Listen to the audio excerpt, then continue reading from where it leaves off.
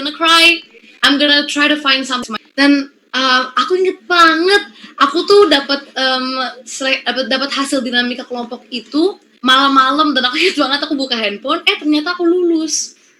Nah, itu bagi aku benar-benar mujizat banget, soalnya gimana ya, aku tuh ngerasa minder guys, dari semua yang ada di situ, aku tuh ngerasa aku tuh yang paling gak pinter, karena jawaban mereka tuh bener-bener jawaban yang kuat banget, kayak jawaban yang bener-bener assuring banget.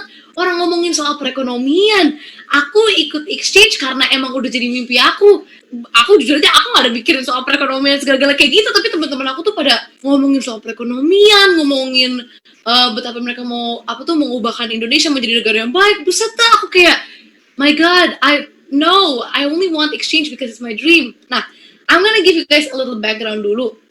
Aku tuh kenapa sih Cece mau exchange? Kenapa sih Cece mau ngabisin 1 tahun pergi ke negara lain? Itu karena exchange udah jadi mimpi aku dari kecil. Jadi ever since I was little, aku tuh selalu punya mimpi buat belajar di luar negeri, buat ngalamin kehidupan di luar negeri tuh kayak gimana sih. Jadi itu yang keeps me going, my motivation, my dream, itu yang keeps me going. Jadi aku mikir ini udah jadi mimpi aku dari lama, aku harus tetap jalan, aku harus abulkan mimpi aku. Nah, abis aku selesai dinamika kelompok, aku langsung masuk ke seleksi nasional. Seleksi nasional ini tricky karena kalian nggak ngapa-ngapain. Kalian cuma nunggu, cuma diem, dan itu lama banget buat nunggu buat seleksi nasional. Hanya aku jujur aja, aku nunggu tuh ada sekitar kayak 2 bulan, 3 bulan gitu. Lama banget pokoknya. Nah, jadi seleksi nasional ini kayak gimana sih, Ci? Jadi seleksi nasional ini berkas kalian sama berkas seluruh anak Indonesia yang seluruh chapter yang mau ikut EFS ini dikumpulin. Terus mereka lihat yang mana nih yang paling bagus, yang mana nih yang paling jelek hasilnya. Yang paling jelek nggak lulus, yang bagus masuk. Nah, seleksi nasional ini aku cuma bisa doa, karena aku benar-benar nggak bisa ngapa-ngapain, aku nggak tahu cara gimana. Dan aku ingat banget, selama seleksi ini, dari pertama tadi, as you guys know, aku pilih Jerman, tapi as time goes by, aku mulai cari-cari lagi history negara lain, dan aku pilih akhirnya di seleksi nasional kan aku harus pilih negara lagi, aku pilih Belanda. Karena, this is a stupid reason, tapi I'm gonna tell you guys, kenapa aku pilih Belanda? Karena aku dengar tuh di Belanda ada banyak orang Indo. Dan aku juga dengar kalau misalnya di Belanda itu banyak orang yang bisa bahasa Inggris. Jadi aku pikir aku nggak bakal susah, maksudnya kayak ngadapnya pasti gampang lah. Plus ada banyak orang Indo, it's gonna be easy kan. Aku mikir gitu, makanya aku pilih Belanda. Nah, negara kedua, aku tuh pilih Belgia. Nah, jadi tuh aku harus bikin dari 1 sampai 50, negara mana yang paling aku mau, negara mana yang paling aku nggak mau. Jadi aku bikin urutan kayak gitu. Pertama aku pilih Belanda, kedua aku pilih Belgia, nah ketiga, keempat, so on. Nah, jadi tapi aku pikir aku bakal dapat Belanda karena aku udah pilih Belanda kan nomor 1 kan. Masuk seleksi nasional, tiba-tiba aku dapat email. Aku dapat email, dan dari chapter Jakarta, aku orang pertama yang dapat email. Aku lihat, aku dapat email, di email itu dibilangin, Josephine Angeline, congratulations, kamu dipilih buat pergi ke negara Belgia. Nah, aku inget banget, ya ampun, itu aku nangis. I cried karena ya Tuhan, finally it's all happening. Finally everything is going according to plan. Akhirnya maksudnya bisa nyampe momen ini, karena jujur aja aku aja pikir aku nggak bakal lulus wawancara. Jadi udah bener semangat banget. Aku juga pikir aku pilih ke Belgia, udah nggak apa-apa lah, yang penting aku pergi gitu kan. Pilih Belgia, it's gonna be fine. Nah, aku abis selesai pilih Belgia, the bad thing about me is aku tuh pilih Belgia, aku cuma tahu karena negara itu katanya enak banget soal coklat, waffle, sama kentang. Perasaan aku mikir soal makanan terus. Tapi Belgia tuh aku pilih kayak gitu. Dan aku tuh jujur aja, salahnya aku nggak terlalu banyak persiapan. Habis aku tahu aku dapat ke Belgia, aku nggak persiapan sama sekali. Aku nggak baca-baca history soal Belgia. Aku nggak baca, jujur aja aku nggak terlalu belajar dalam bahasanya. Aku bener-bener let it go aja. Dan itu yang salahnya dari aku. Aku maksudnya udah tahu, terus akhirnya aku santai. Tapi itu aku bakal ngomongin lagi sebentar lagi. Tapi habis seleksi nasional ini, kalian dapat namanya orientasi nasional. Ini keren banget. Orientasi nasional itu, jadi yang semua pemenangnya, jadi yang seluruh Indonesia dikumpulin di Jakarta, dan kita dapat campnya 1 minggu, gak pakai handphone. Jadi aku nggak ada handphone sama sekali buat 1 minggu, dan 1 minggu itu kita tuh dipersiapkan. Jadi ada seminar kayak how to deal with culture differences, how to deal with communication. Jadi kita 1 minggu itu kita dengerin, dan juga kita ada latihan buat performance. Nah, ini kayaknya aku ada foto-fotonya deh. There we go. Oke. Ini foto pertama di sini itu waktu dinamika kelompok. Ini grup aku nih. Ini grup aku waktu dinamika kelompok. Dan itu kita seleksinya tuh di sekolah gitu, dan kalian bisa lihat maksudnya ini berkas-berkasnya kita perlu bawa karena kita perlu bawa banyak banget berkas. Nah, ini kedua ini waktu orientasi nasional, waktu udah nyampe di sana. Nah, ini chapter Jakarta. Nah, ini ada kakak-kakaknya, kakak volunteer yang udah pergi ke negara terus balik lagi ke sini buat jadi apa tuh volunteer, jadi returnee lah. Nah, ini as you can see there's me being happy. Nah, ini waktu orientasi nasional. Nah, jadi gini nih. Ini interestingnya, ini sungguh aku bersyukur. Katanya dari seluruh Indonesia itu ada 1.000 lebih anak yang daftar, 1.000 lebih anak, dan yang kepilih itu cuma 100 lebih doang, and I'm one of them. Jadi aku tuh bener-bener kayak oh my god, unbelievable banget. Dan guys, guess what, ingat kan yang orang yang aku bilang ngomongin soal perekonomian apa kayak gitu, dia nggak lulus. Padahal aku lihat waktu itu tuh dia kayak buset, nih orang keren banget, dia pasti lulus, tapi ternyata dia nggak lulus. Makanya it's kind of funny how life works. Soalnya akhirnya dia nggak lulus, akhirnya aku yang lulus. Nah, di sini jadi waktu orientasi nasional itu karena kita seminar, tapi setiap malamnya kita latihan. Jadi waktu akhir orientasi nasional kita tuh ada performance buat orang tua kita as a way of saying thank you. Jadi kita performance, aku masuk ke grup choir, dan habis performance itu orang tua dateng, jadi mami Divci dateng, terus ngeliat aku habis 1 minggu gitu ya, terus langsung peluk, terus pasangin aku pin Indonesia as a symbol of me succeeding and as a symbol of I'm going to another country to share my country gitu. It's super cool. Jadi aku perform nih, kalian bisa lihat kita pakai baju nasional gitu, aku pakai kebaya, keren banget. Habis 1 minggu itu aku langsung udah pulang, persiapan semuanya, dan langsung berangkat.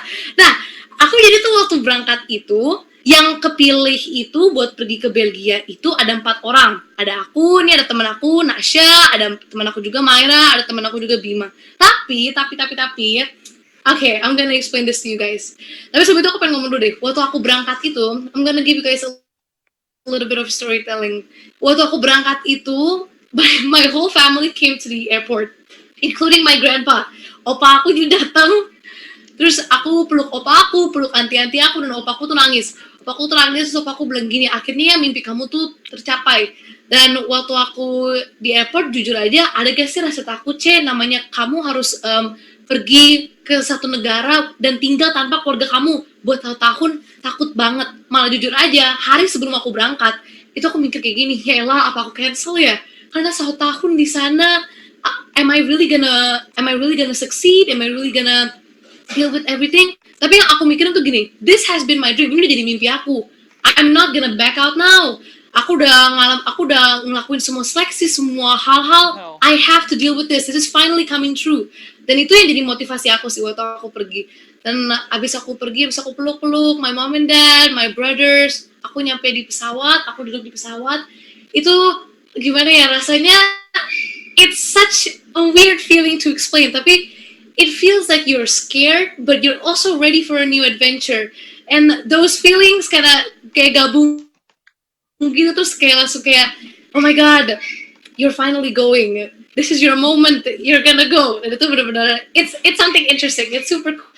Nah, akhirnya, aku bakal ngomongin sedikit soal Belgia, tapi sebelum itu ada yang punya pertanyaan nggak? Do you guys have any questions soal seleksi, soal organisasinya? Do you guys have any questions? Oke, thank you, Ce. Iya nih, keren banget. Mumpung masih sedikit pembahasannya, kalian bisa tanya-tanya dulu sama Cece Josephine tentang seleksi-seleksinya. Ayo, seperti kata Miss Philly tadi, banyak tanya. Karena ini keren banget sih pembahasannya, dan ini bisa jadi kesempatan juga buat kalian semua. Jadi, banyak tanya ya. Tanya apapun yang mau kalian tanya. Dari Miss Philly aja dulu deh nih, Ce. Kan kalau dibilang susah pasti susah ya, Ce. Ya Miss Philly tahulah gimana susahnya Ce Josephine buat masuk gitu kan. Pernah ada pikiran buat nyerah nggak, Ce?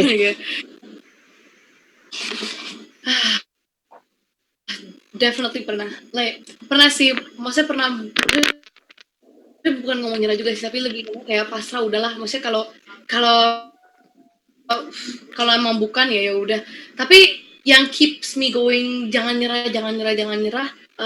Itu sih definitely di bagian itunya. Kalau ini jadi mimpi aku, apalagi oh my god, apalagi kalau kita ngomongin soal esai ya, soal esai sama berkas-berkas yang aku perlu siapin, itu ribet banget, ribet banget. Dan itu ada satu momen sampai aku bilang, ya ampun Tuhan, gimana ya, kalau emang ini bukan rencana aku, kalau misalnya akhirnya aku nggak bakal dapet, tolong kasih tahu aku, jadi aku gak perlu siapin semua ini.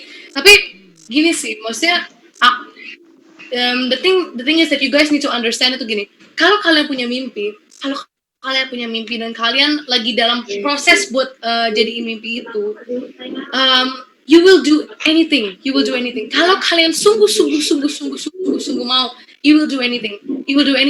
And kalian bakal sabar, kalian bakal terus jalan sampai kalian dapat. Dan pernah rasa nyerah, pernah mau. Cuman itu dia mimpi aku yang harus prinsip yang aku harus ngomongin tuh, a younger version of myself is looking at me right now. I'm not gonna disappoint her. I have to keep going. Kalian udah jadi rencana. Ini udah rencana aku dari dulu. Aku pengen banget. Aku harus terus jalan. Itu sih, Miss. Oke, thank you, Ce. Ini ada pertanyaan dari Kezia nih. Is there any tips or tricks buat bisa keterima jadi anak pertukaran pelajar? Tips and tricksnya itu cuman being yourself. Ini klise banget, cuman it is true. Kalau kalian mau lulus dari anak pertukaran pelajar, yang kalian perlu pikirin itu untuk jadi diri sendiri. Karena ini sebenarnya saran yang aku dapat dari kakak volunteer. Jadi waktu di bagian seleksi wawancara itu aku udah ngomong sama satu kakak volunteer, dan dia bilang kayak gini, kamu gimana ya, gak usah terlihat, gak usah terlihat kayak pengen kasih tahu kayak aku bisa gini biar bisa lulus. Enggak, soalnya EFS itu jujur aja ya, cara EFS pilih anak-anaknya itu agak lucu, karena gimana sih, mereka tuh pilih tuh bener-bener dari lihat, they look at you, they see you, dari personality kamu, dari how you deal with the interview questions, they see you. Jadi mereka lihat apa kamu bener-bener mau ini. Do you really want this? Do you really want to go 1 year abroad and deal with this? Do you want it? Mereka lah dari situ. Terus mereka, kalian gak usah kayak temen aku yang ngomongin soal perekonomian itu keren. Cuman mungkin dia terlalu show off, mungkin dia terlalu masukin dirinya sendiri. Sampai akhirnya Eves tuh ngeliatnya kayak, kok dia malah kayak gini. Jadi satu tips kalian untuk bisa lulus exchange itu bener-bener itu untuk jadi diri kalian sendiri. Jadi diri kalian sendiri, dan mungkin juga persiapan kayak persiapan kayak gimana ya? Kayak persiapan coba aja bikin esai, coba tahu lebih lagi soal negara-negara di luar sana. Terus kalau memang itu rencananya Tuhan, everything will go well. Ini ada pertanyaan lagi nih, Miss. Oke, thank you Cici Josephine. Nah, ini ada yang tanya nih, Ce. Pas Cece udah di Belgia, itu Cece ambil jurusan apa sih, Ce? Atau sekolahnya tuh seperti apa di sana? Oke. Ini sebenarnya aku bakal ngomongin sebentar lagi ya, jadi aku skip dulu questionnya karena nanti aku bakal ngomongin juga. Tapi ini ada pertanyaan dari Joshua nih, Miss. Iya nih, pertanyaannya bagus nih, Ce. Saya bukan tergolong anak pintar, tapi pengen mimpi sesuatu. Di sini saya nggak percaya diri. Langkah-langkah apa yang harus saya persiapin buat sukses belajar ke depan? Oke. Nah, guys, aku jujur aja sama kalian ya. Dibandingin sama anak-anak yang ikut seleksi itu, jujur aja aku juga ngerasa kalau aku tuh tergolong nggak pinter. Dan jujur aja sama kalian, kayak kalau misalnya kita ngomongin soal negara kita nih, Indonesia, terus kayak masalah perekonomian, masalah government gitu, jujur aja aku kurang ngerti. Jadi tuh waktu di sana tuh jujur aja aku ngerasa nggak pinter juga. Tapi yang itu dia, aku ngomongin lagi. Kalau memang itu mimpi kalian, it's gonna keep you going, it's gonna be your motivation buat terus jalan. Dan kira-kira langkah apa yang saya persiapin buat sukses belajar ke depan? Jujur aja sih Joshua, kamu cuman perlu apa sih, gimana ya? Kayak mungkin my key itu untuk buat plan ya. Kamu coba bikin plan, maksudnya apa sih benar-benar mimpi aku dan apa yang aku mau jadi nanti waktu di masa depan. Kamu bikin plan, dan abis kamu bikin plan itu, kamu coba ngerinciin, buat bikin plan aku terkabul ini, apa yang harus aku persiapkan. Misalnya aku mau exchange, aku harus persiapin diri aku, Aku harus persiapin knowledge aku soal negara-negara lain. Aku harus persiapin kepercayaan diri aku. Gimana sih aku bisa percaya diri lagi? Gimana kamu bisa percaya diri? Kamu tuh bakal percaya diri kalau kamu, bagi aku ya, kalau kamu sudah menerima diri kamu sendiri. Jadi, you have accepted yourself, kamu tahu diri, you know yourself, dan dari situ kamu bisa menjadi, maksudnya step by step, bisa percaya diri. Karena bagi aku, the key to being confident itu to getting know yourself. Jadi kamu harus benar-benar kenalin diri kamu dulu. Aku tuh kayak gimana sih? Maksudnya kelemahan aku tuh di mana sih? Kebaikan aku tuh di mana sih? Di situ sih. Oke, Nicholas juga nanya nih, Miss. Buat atur financial life di sana, kan gak ada orang yang set limits. Oke. Bagus sih, Mice. Bagus nih. Masalah aku juga. Nih, guys.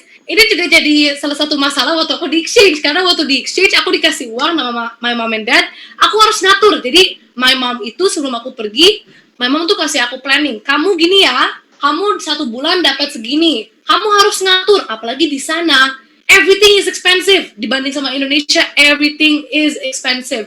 Beli water bottle aja tuh expensive, beli kue aja itu expensive. Pokoknya sana tuh expensive. Tapi ini satu keberuntungan dari exchange sih. Money managementnya jadi lebih mantep.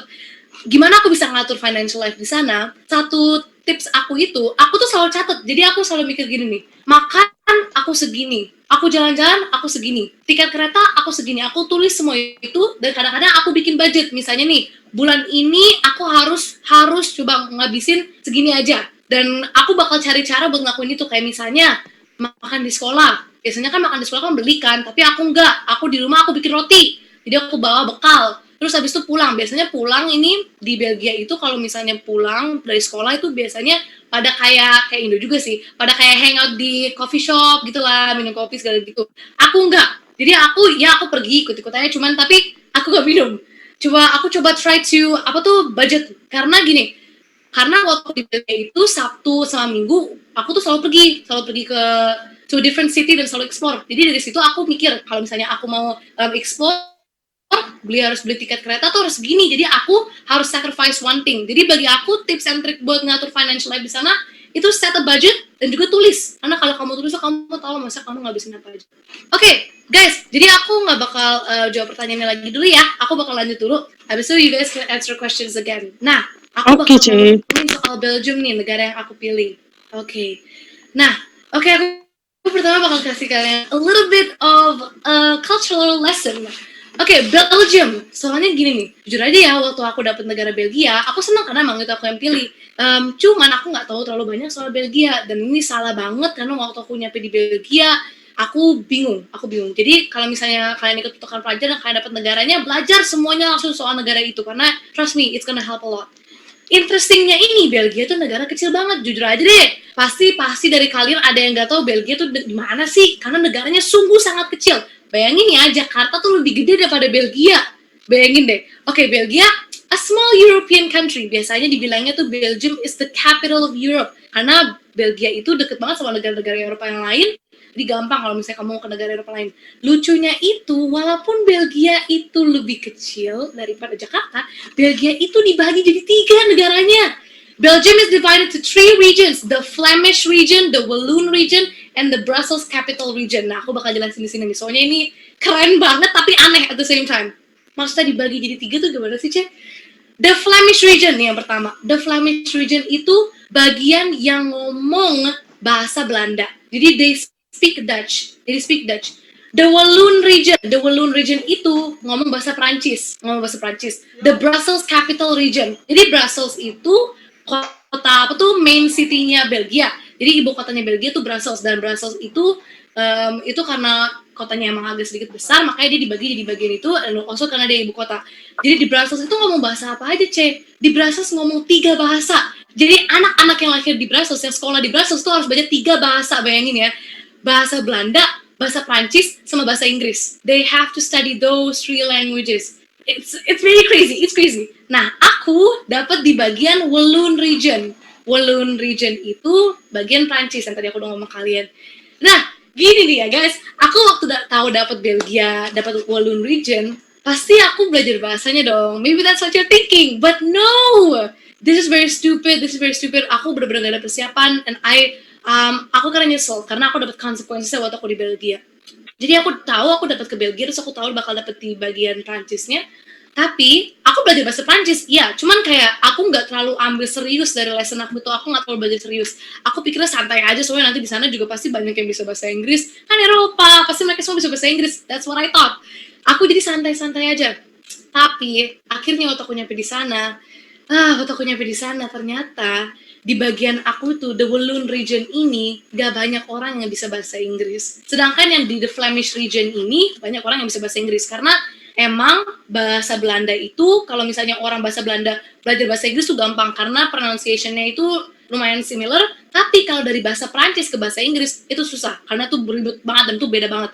Jadi waktu aku nyampe di sana, yang aku kira, wah ini kan Eropa, banyak yang bisa bahasa Inggris. No, that's wrong.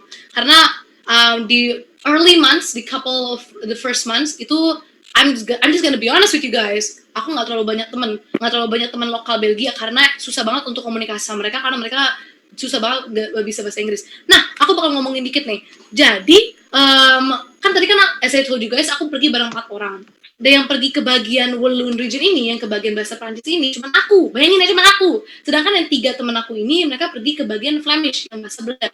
Jadi mereka bertiga tuh, sedangkan aku sendiri. Karena Flemish sama Walloon tuh agak sedikit jauh. Nah, sebelum kita ketemu keluarga kita tuh ada camp dulu. Nah, di camp ini, aku ketemu sama orang-orang dari negara lain. Karena EFS itu, it's an international organization. Jadi, waktu ada seleksi EFS itu, ada seleksi EFS juga di negara lain, kayak di India, di Brazil. Jadi nanti di campnya ini dikumpulin semua anak-anak yang bakal exchange di Belgia. Aku orang Indo sendiri. Sedangkan teman aku yang 3 itu, yang di Flemish region itu, mereka bertiga di campnya. Karena campnya Flemish sama campnya Walloon tuh beda. Aku tuh orang Indo sendiri. Dan jujur aja itu aku, waktu pertama nyampe di sana, aku agak takut. Karena namanya aku orang Indo sendiri, dan aku agak susah nih cari temennya. Nah, aku lagi coba pertama-tama, aku ingat pertama-tama tuh aku coba temenan sama teman-teman Thailand, teman-teman cewek-cewek Thailand, karena ada banyak cewek-cewek Thailand kan.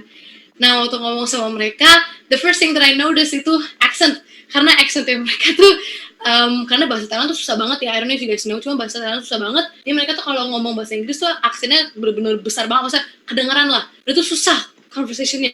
Ketemu teman dari Spanyol, accent masalahnya lagi. Pokoknya susah, tapi itu yang interesting dari exchange, karena kamu dapat kesempatan buat ketemu orang-orang dari seluruh negara-negara yang kamu nggak pernah bayangin. Dan aku ketemu teman dari Brazil, dari Jerman, dan sampai sekarang teman aku dari Jerman dan Brazil tuh jadi teman baik aja sampai sekarang. Dan aku ketemu sama mereka, dan itu awal-awal kenalan apa segala gitu. Dan akhirnya waktu di camp itu aku gimana ya, udah agak sedikit ngerasa sedikit kayak, oh gini ternyata ya kehidupan sendiri gitu. Ketemu sama mereka, harus kenalan sama mereka, terus bagi-bagi soal culture, dan beda banget culture-nya. Kayak even sama Thailand yang Asia sama kayak kita tuh beda culture-nya. And itu keren banget. Karena kayak wow, kayak gue punya teman dari Thailand loh, gue punya teman dari Brazil loh. Itu yang keren dari exchange. Kalian punya teman dari seluruh dunia, itu keren banget. Dan itu salah satu mimpi aku juga dari sejak kecil, aku mau punya teman dari seluruh dunia. Itu keren banget. Oke, jadi kalian sekarang udah tahu Belgia itu dibagi jadi 3. Nah, Belgium is famous for their chocolate, beer, and waffles. Jadi di Belgia itu tuh terkenal banget soal coklat. Dan aku di Belgia itu makan banyak banget coklat sama waffle. Karena itu benar-benar enak banget. Sungguh, it's absolutely good. Nah, ketiga ini, this is very interesting. Fries were first found in Belgium. Yang kita bilang French fries, kan kita kan kalau bahasa Inggris kan ngomongnya kan French fries kan. Nah, aku tuh bingung. Kalau misalnya kentang goreng ditemukan di Belgia, kenapa namanya French fries? Kenapa nggak harusnya Belgian fries? Dan jujur aja sama kalian, this is a funny story, cuman orang-orang Belgia itu tersinggung banget kalau misalnya kalian ngomong French fries. Itu mereka tersinggung banget. Aku inget banget waktu pertama kali ketemu keluarga angkat aku di sana, aku ngomong, oh iya, kata di sini tuh banyak yang French fries ya. Terus apa sih, orang tua aku langsung kayak gini, no. It's not French fries, it's Belgian fries. It's first found here. No, not French. Jadi mereka tuh bener-bener bangga banget sama bahwa mereka yang ketemuin kentang goreng pertama. Jadi agak aneh, as you can think about it, kenapa namanya French fries ya, padahal ketemu di Belgia. Jadi fries itu ketemu pertama di Belgia. And let me tell you right here, right now, fries in Belgium are very, very, very, very good. They're very good, enak banget. Dan di Belgia itu interestingnya mereka kalau makan kentang goreng, mereka ada banyak saus. Ada lebih dari 30 saus yang kamu bisa pilih. Itu enak banget. Nah, Oke, aku bakal explain sedikit sama kalian waktu aku di Belgia itu. Jadi sama EFS ini, sama Amrik juga, sama yang Kakehashi juga, kalian itu pasti bakal diambil sama namanya host family. Jadi ada satu keluarga di sana yang bakal ambil kalian dan bakal maksudnya jadi kayak orang tua kalian selama kalian exchange. Aku tuh lucky banget, aku dapat orang tua yang sungguh-sungguh sangat baik dan lucunya agak mirip sama orang tua aku di sini. Nah, I have pictures of them, okay. Oh my god, this is so interesting. And aku jadi nostalgia dikit. Oke, jadi ini ya, they are my host parents. Namanya Mark sama Nicole. Mereka tuh udah tua. Mereka tuh udah umur 60-an dan mereka punya 2 anak. Jadi aku punya host brother sama host sister, Maxim sama Barbara. Tapi mereka udah umur 30-an, mereka udah punya anak. Jadi yang nggak ada koneksinya lah. Jadi di rumah cuman aku doang yang maksudnya kelihatannya kayak anak mereka gitu lah. Mereka tuh baik banget, sungguh they're the best part of my exchange. Karena waktu aku di sana jujur aja aku takut, apalagi ketemu sama orang tua ya. Nah, apalagi mereka bakal ngejagain aku besar tahun. Aku takut banget. Nah, mereka tuh jadi over the years mereka tuh selalu ngambil exchange student. Jadi sebelum aku itu ada cewek dari Jepang, ada cewek dari Amerika, ada cewek dari Australia, ada cowok dari Italia. Jadi mereka tuh emang udah nge-host dari dulu. Nah, aku sekarang orang Indo kan. Nah, jadi mereka tuh jujur aja mereka udah agak tahu karena mereka kan dulu punya orang Jepang dan maksudnya culture Asia kan maksudnya nggak beda jauh kan ya. Jadi mereka tuh udah tahu kayak aku tuh suka nasi, aku tuh kayak gini, aku kayak gitu. Aku tuh mandinya 2 kali sehari karena di sana mereka mandi tuh cuma sekali. Mereka tuh mandi cuma pagi doang, malam mereka nggak mandi karena bagi mereka ngapain mau mandi lagi malam kalau misalnya nanti paginya lagi mandi. That's their thinking. I do not understand why. Cuman emang di sana udaranya kan dingin ya, jadi nggak ada keringetan, tapi di sini kan kita keringetan ya, jadi ya gitulah. Cuman Mark sama Nicole ini definitely the best part of my exchange karena mereka tuh sungguh-sungguh sangat baik dan mereka tuh benar-benar sabar banget ngandelin aku. Ini pertama kali kita ketemu. As you can see, I look so different, I look so thin. Pertama kali aku ketemu nih waktu campnya, jadi hari terakhir camp itu aku ketemu mereka dan jujur aja waktu pertama kali ketemu agak sedikit awkward karena aku bingung harus gimana. Jadi waktu di camp itu kan kita dikasih tahu kan kayak culture differences-nya Belgia kan. Nah, dikasih kalau di Belgia itu, apalagi di Walloon region ya, di bagian bahasa Prancis itu, kalian tuh kalau nge-greet orang harus cium pakai pipi. Jadi kalian harus kayak gini, cepika-cepiki. Kalian harus kayak gitu. Kalau misalnya nggak kayak gitu, kalian nggak sopan. Nah, tapi, lucunya, di bagian Belanda, in the Flemish region, itu mereka nggak ada cepika-cepiki. Mereka cuma pelukan doang, atau nggak cuma salaman tangan doang. Bayangin ya, negara Belgia tuh padahal kecil loh, cuman maksudnya cultural differences-nya dari Flemish sama Walloon tuh beda banget. Nah, jadi aku cepika-cepiki, cuman aku agak bingung nih, karena kayak, kan masih sedikit awkward lah, baru namanya di Indo, mana ada sih kita cepika-cepiki, kita kan cuma kayak atau enggak, tangan doang kan. Jadi it was very awkward, cuman they made me feel at home. Nah, ini di foto kedua ini backyard aku. Jadi yang aku baru nyadar di Belgia itu banyak kan orang-orang tuh punya kolam renang di backyardnya. Ya guys, aku waktu pertama kali lihat rumahnya, aku kaget lah soalnya kayak wow ada ada swimming pool, ada big backyard, terus ada garden juga. Jadi mereka tuh rumahnya lucunya gini nih, rumahnya mereka itu dalamnya itu agak kecil. Jadi kayak living room mereka tuh kecil gitu, tapi backyardnya mereka tuh besar. Karena mereka tuh di backyard tuh mereka sering kayak punya kayak barbecue, terus party bareng keluarga. Jadi mereka sering kayak gitu. Nah, di foto ini yang three girls ini itu teman-teman aku yang dari seluruh dunia itu. Jadi mereka tuh sama organisasi sama aku dan mereka bertiga ditempatin di kota yang sama aku. Jadi aku ditempatin di kota namanya Charleroi. Nah, jadi ini yang pakai bunga-bunga ini my friend dari Thailand, yang garis-garis ini my friend from Germany, dan yang lagi pegang Coca-Cola ini my friend from India. Keren ya, aku punya I have friends from all around the world. It's super cool. Nah, aku bakal ngomongin soal sekolah nih, karena tadi ada yang nanya soal sekolah. This is my school. Nah, jujur aja, aku tuh gak terlalu boleh fotoin soal sekolah aku, tapi namanya aku exchange student, jadi aku foto sebentar. Jadi ini sekolah aku. Aku inget banget waktu aku pertama kasih tahu Dedi sekolah aku, Dedi aku langsung ngomong kayak gini, ya ampun, kayak sekolah Harry Potter ya? Because it is true, bener-bener kayak sekolah Harry Potter. Waktu aku masuk ke sekolah itu, keren banget. Jadi mereka tuh kayak bener-bener punya lorong, terus kayak punya ada, kan di Harry Potter ada tuh kayak tangga ke bawah gitu, terus ada kelas-kelas di bawahnya, persis kayak gitu. Keren banget. Jadi ini sekolah aku. Nah, interesting dari sekolah aku ini, jujur aja tuh nggak terlalu beda sama sekolah Indonesia. Jadi di Belgia itu emang banyak banget sekolah penjurusan. Jadi ada banyak sekolah, misalnya nih, kamu suka art, kamu pergi ke sekolah art. Kayak temen aku Nasya, yang salah satu orang Indo itu yang di bagian Flemish, dia pergi ke sekolah art karena emang host family-nya yang pilih. Tapi host family aku ini tuh bilang selama mereka nge-host exchange students selalu pergi ke sekolah ini, jadi aku harus ikutin.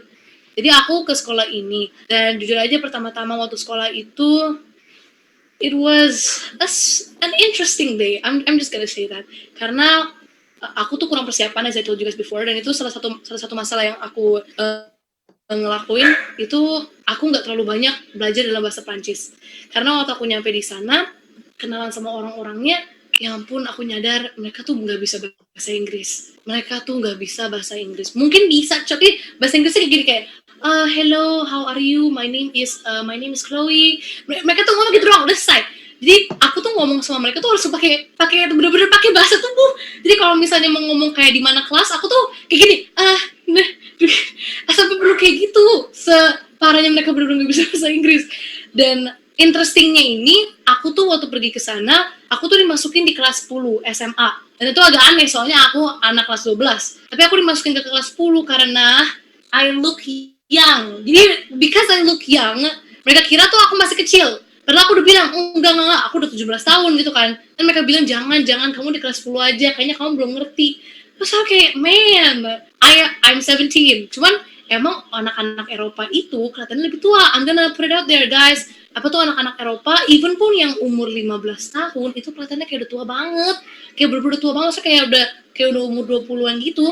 Nah, waktu aku sekolah ini, waktu aku sekolah ini, pelajarannya tuh hampir sama kayak di Indonesia. Jadi aku belajar science, math, segala kayak gitu, English.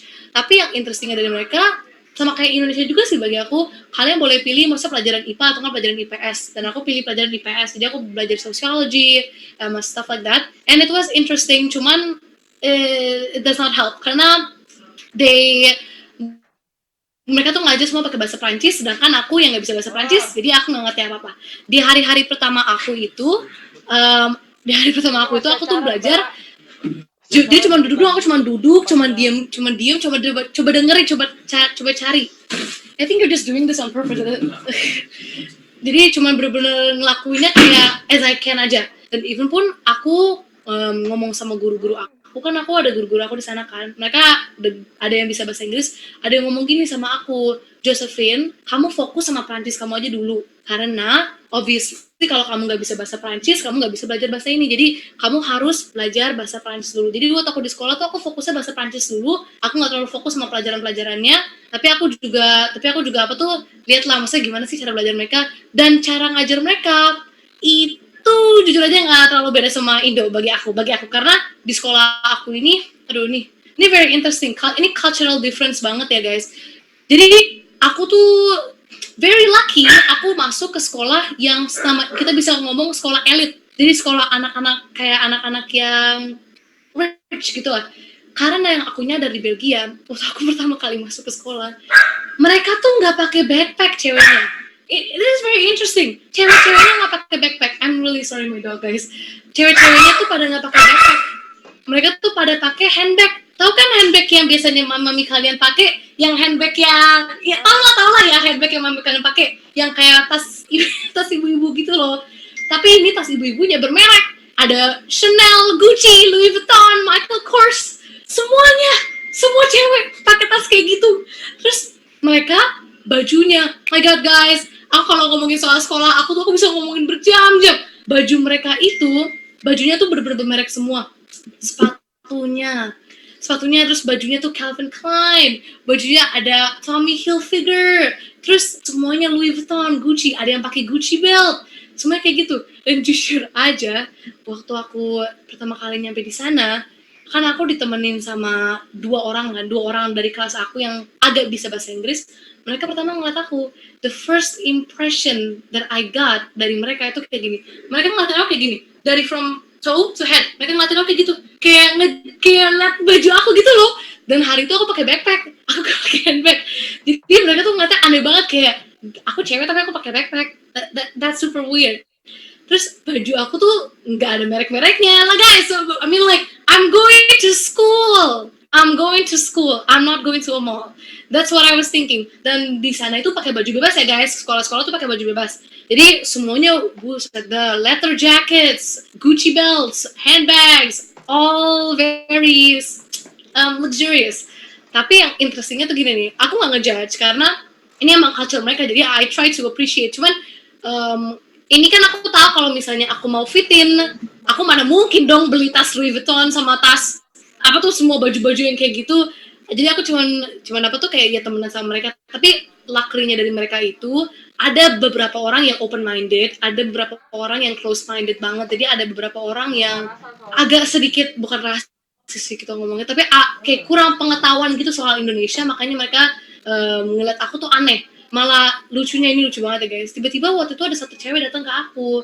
Dia datang ke aku terus dia ngatain aku kan, hi, can I ask you something? Ya. Terus dia bilang gini, in Indonesia, do you have wifi?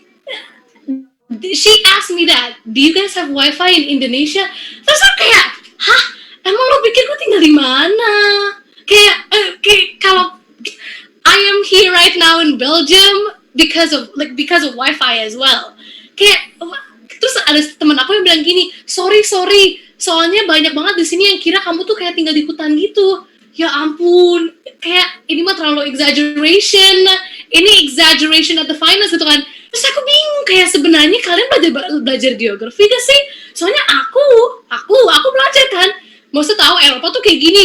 Terus kayak semua kayak gini, maksudnya I know. Tapi mereka tuh benar-benar nggak tahu. Mereka tuh benar-benar nggak tahu Indonesia. Itu lucu banget. Mereka tuh kira Indonesia nggak ada wifi. Temen aku ditanyain di Indonesia ada kentang nggak? Yuk bayangin deh, coba mikir sedikit kayak can you imagine someone asking you that, kayak di negara kalian ada kentang nggak? Ada kentang nggak? Kalian makan kentang nggak? I do not understand.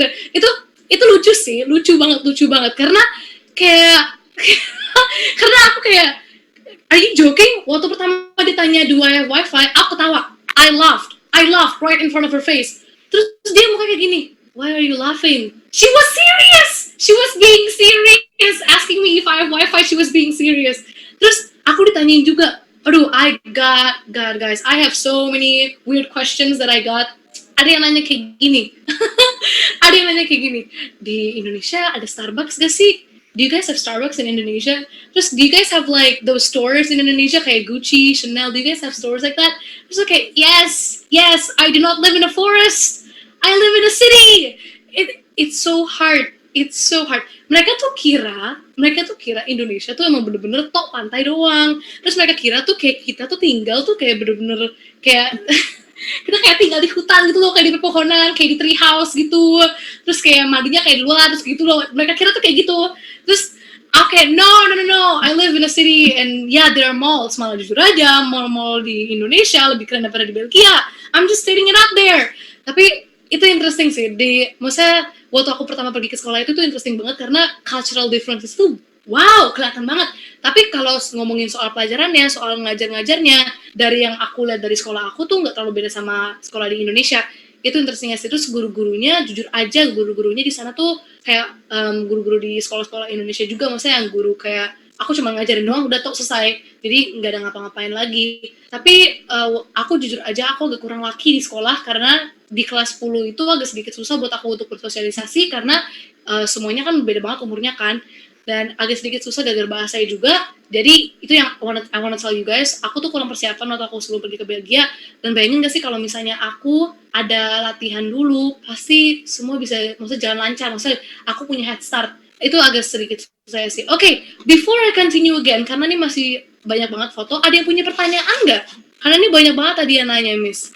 Nah, nih banyak banget nih, Ce. Udah Miss Philly catetin pertanyaannya, tapi sebelum Miss Philly baca ini, ternyata Cece Caroline dari Amerika sebelum ke NJS pertanyaannya juga sama dengan teman-teman Cece Josephine yang di sana tentang Indonesia. Ada Starbucks apa enggak? Ada wifi apa enggak tuh? Cece Caroline ngaku tuh. Pertanyaan pertama, Ce. Tadi dari Cece Kezia. Bukan, dari Miss Dian.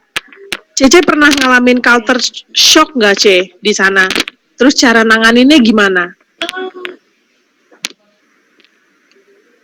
Oke, jadi gini ya, aku tuh jadi waktu aku nyampe ke host parents ini kan aku nyampe ke rumahnya mereka kan. Jujur aja culture shock itu aku tuh nggak terlalu besar, tapi mungkin di sekolah iya, tapi apa tuh di hidup-hidup kayak daily life itu aku nggak terlalu ada.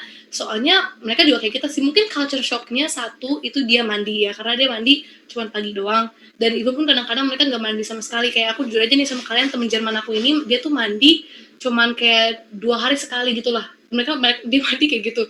Dan waktu aku tanya kenapa, dia bilang katanya karena di Jerman tuh kalau dingin dingin, jadi dia cuma mandi segitu doang. Itu culture shock juga sih. Terus kalau soal culture shock yang sungguh-sungguh sangat besar itu jujur aja aku kurang ada ya, soalnya bagi aku kehidupan mereka di sana tuh kayak hampir-hampir sama-sama kita di sini. Mungkin kalau kita ngomongin soal orang-orangnya itu dia yang cepika-cepiki, terus sama mereka tuh cara ngomong mereka itu tuh lebih direct. Kalau kita kan basa-basi dulu kan ya Miss ya. Apalagi kalau misalnya kita ketemu kayak orang itu kita basa-basi dulu segala-gala kayak gitu. Tapi kalau mereka tuh langsung direct. Misalnya nih, aku inget banget waktu aku pakai baju, waktu aku turun, host mamaku langsung ngomong, itu body jelek, jangan pakai itu. Begitu. Nah, jujur aja kalau misalnya di Indo, bagi aku kalau misalnya mami Cece nih mau ngomong, dia pasti mami aku tuh bakal cari cara untuk ngomongnya lebih sopan, kayak itu sweaternya kayaknya warnanya kurang cocok sama celananya deh. Tapi kalau di sana tuh bagi aku mereka tuh lebih direct nih ngomongnya.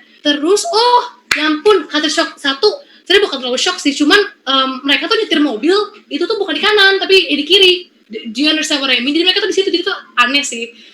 Iya. Terus abis itu kalau soal makanan juga sebenarnya nggak terlalu. I mean, you guys kan pasti pernah kan makan kayak makanan yang khas-khas Eropa Western gitu. Banyak kan sih makanan kayak gitu. Cuman kalau culture shock sekarang sih mungkin aku ada tapi aku lupa. Bagi aku belum terlalu ada yang besar, gak ada terlalu yang besar. Cuman kalau gimana aku cara ngatasinnya, bagi waktu yang di sekolah yang aku bilang itu, aku ngatasinnya sih gini sih, aku try to keep an open mind. Jadi waktu aku nyampe di sana, itu aku try to keep an open mind dan aku coba apa sih ngeliatnya gini, kayak ini kan negara mereka, jadi aku kan di sini tuh untuk belajar dari negara lain kan. Jadi aku coba keep an open mind dan aku coba lihat maksudnya yang mana yang bagus harus diambil sama yang mana yang jelek yang harus diambil. Karena emang aku harus kasih tau kalian gini, di Belgia itu culture-nya tuh minum banget ya Miss. Jadi culture-nya di sana tuh mereka bener-bener, maksudnya alkohol tuh ada di mana-mana, dan alkohol tuh malah ada yang lebih murah daripada air. Jadi ya kadang-kadang mereka ada overdrink kayak gitu dan itu nggak bagus ya guys. Jadi di situ sih aku itu pertama culture shock kan, karena di sini juga kita kan maksudnya nggak terlalu minum kan. Jadi aku waktu di sana ditawarin alkohol, aku bilang enggak, aku nggak minum. Terus cara mengatasinya sih itu dia keep an open mind ya, maksudnya jangan judging dulu, karena kan kita kan belum tahu background history dari mereka tuh apa. And also di Eropa, mungkin culture shock ada nih, I finally got it. Di Eropa itu it is an absolute must untuk punya pacar waktu udah SMA. Kalau misalnya kalian kalau udah SMA, kalian tuh harus punya pacar. Even pun kalau misalnya kalian nggak punya pacar saat itu, kalian harus punya pacar sebelumnya. Ngerti gak? Kayak ex-boyfriend gitu. Jadi waktu aku di sana itu aku ditanyain punya pacar berapa kali, dan waktu aku bilang enggak, gue belum punya pacar karena emang gue belum mau. Itu mereka tuh ngeliatnya kayak oh my god, tuh kasihan banget sih sendirian apa gitu kan. Terus bilang enggak karena emang gue nggak mau gitu kan. Terus di sana emang kayak gitu, and mereka tuh kalau punya relationship itu mereka gimana ya, kayak touchy banget ya Miss, maksudnya kayak maksudnya udah kissing kayak gitu. Itu di sana emang kayak gitu, dan sungguh sangat normal buat kalian ngelihat di sekolah, apalagi ada yang ciuman atau maksudnya ada yang pelukan apa kayak gitu. Mereka tuh kayak gitu. Jadi itu sih salah satu culture shocknya. Dan jujur aja waktu pertama kali aku ngeliat, kaget ke sih kaget banget, karena kan di sini kan jarang banget yang kayak gitu. Kita pegangan tangan aja udah spesial banget gitu kan. Apa tuh weird, cuman again keep an open mind, karena mereka juga kalau ke negara kita pasti mereka bingung gitu kan, nih kok pacaran nggak ngapa-ngapain gitu, cuma pegangan tangan doang. Jadi aku waktu nyampe di sana, how do I handle with culture shock? Keep an open mind. Terus kalau memang apa tuh, it's a good thing to fit in, maksudnya that thing is good ya, try to fit in. Tapi kalau misalnya kayak yang the whole relationship thing ya enggak.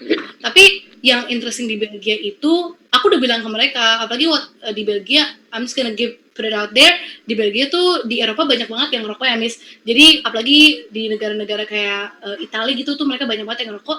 Dan karena temen aku dari seluruh all over the world, mereka tuh banyak yang tawarin aku sigaret.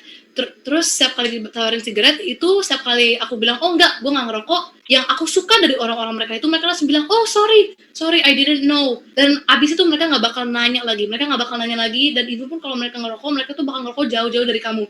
Maksudnya tahu gimana, maksudnya try to be respectful.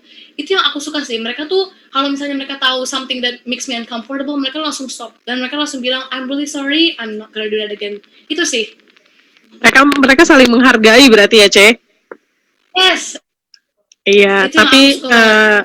tetap yang seperti Cece bilang tadi, karena kan beda negara, tata cara kehidupan mereka juga beda ya. Mungkin benar kata Cece tadi, relationship mereka lebih liberal, kalau kita di sini lebih, ya benar kata Cece, pegangan tangan aja udah spesial banget gitu kan ya. Tapi itu bukan suatu hal untuk diikuti ya teman-teman ya.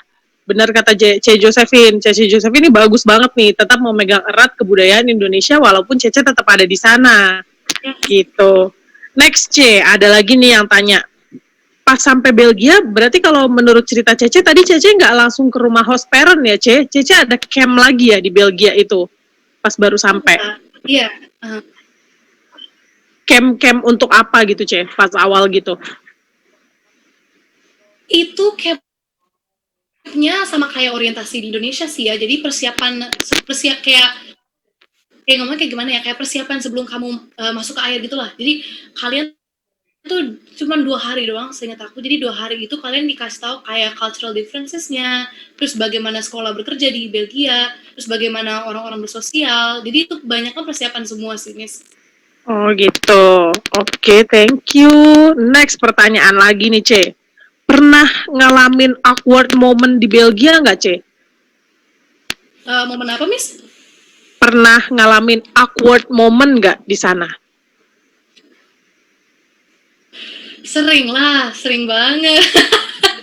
Aduh, sering. Boleh ceritain sedikit nggak, Ce, contohnya? Boleh, banyak banget. Aku tuh awkward moment banyak banget, saking banyaknya jujur aja nggak terlalu inget ya.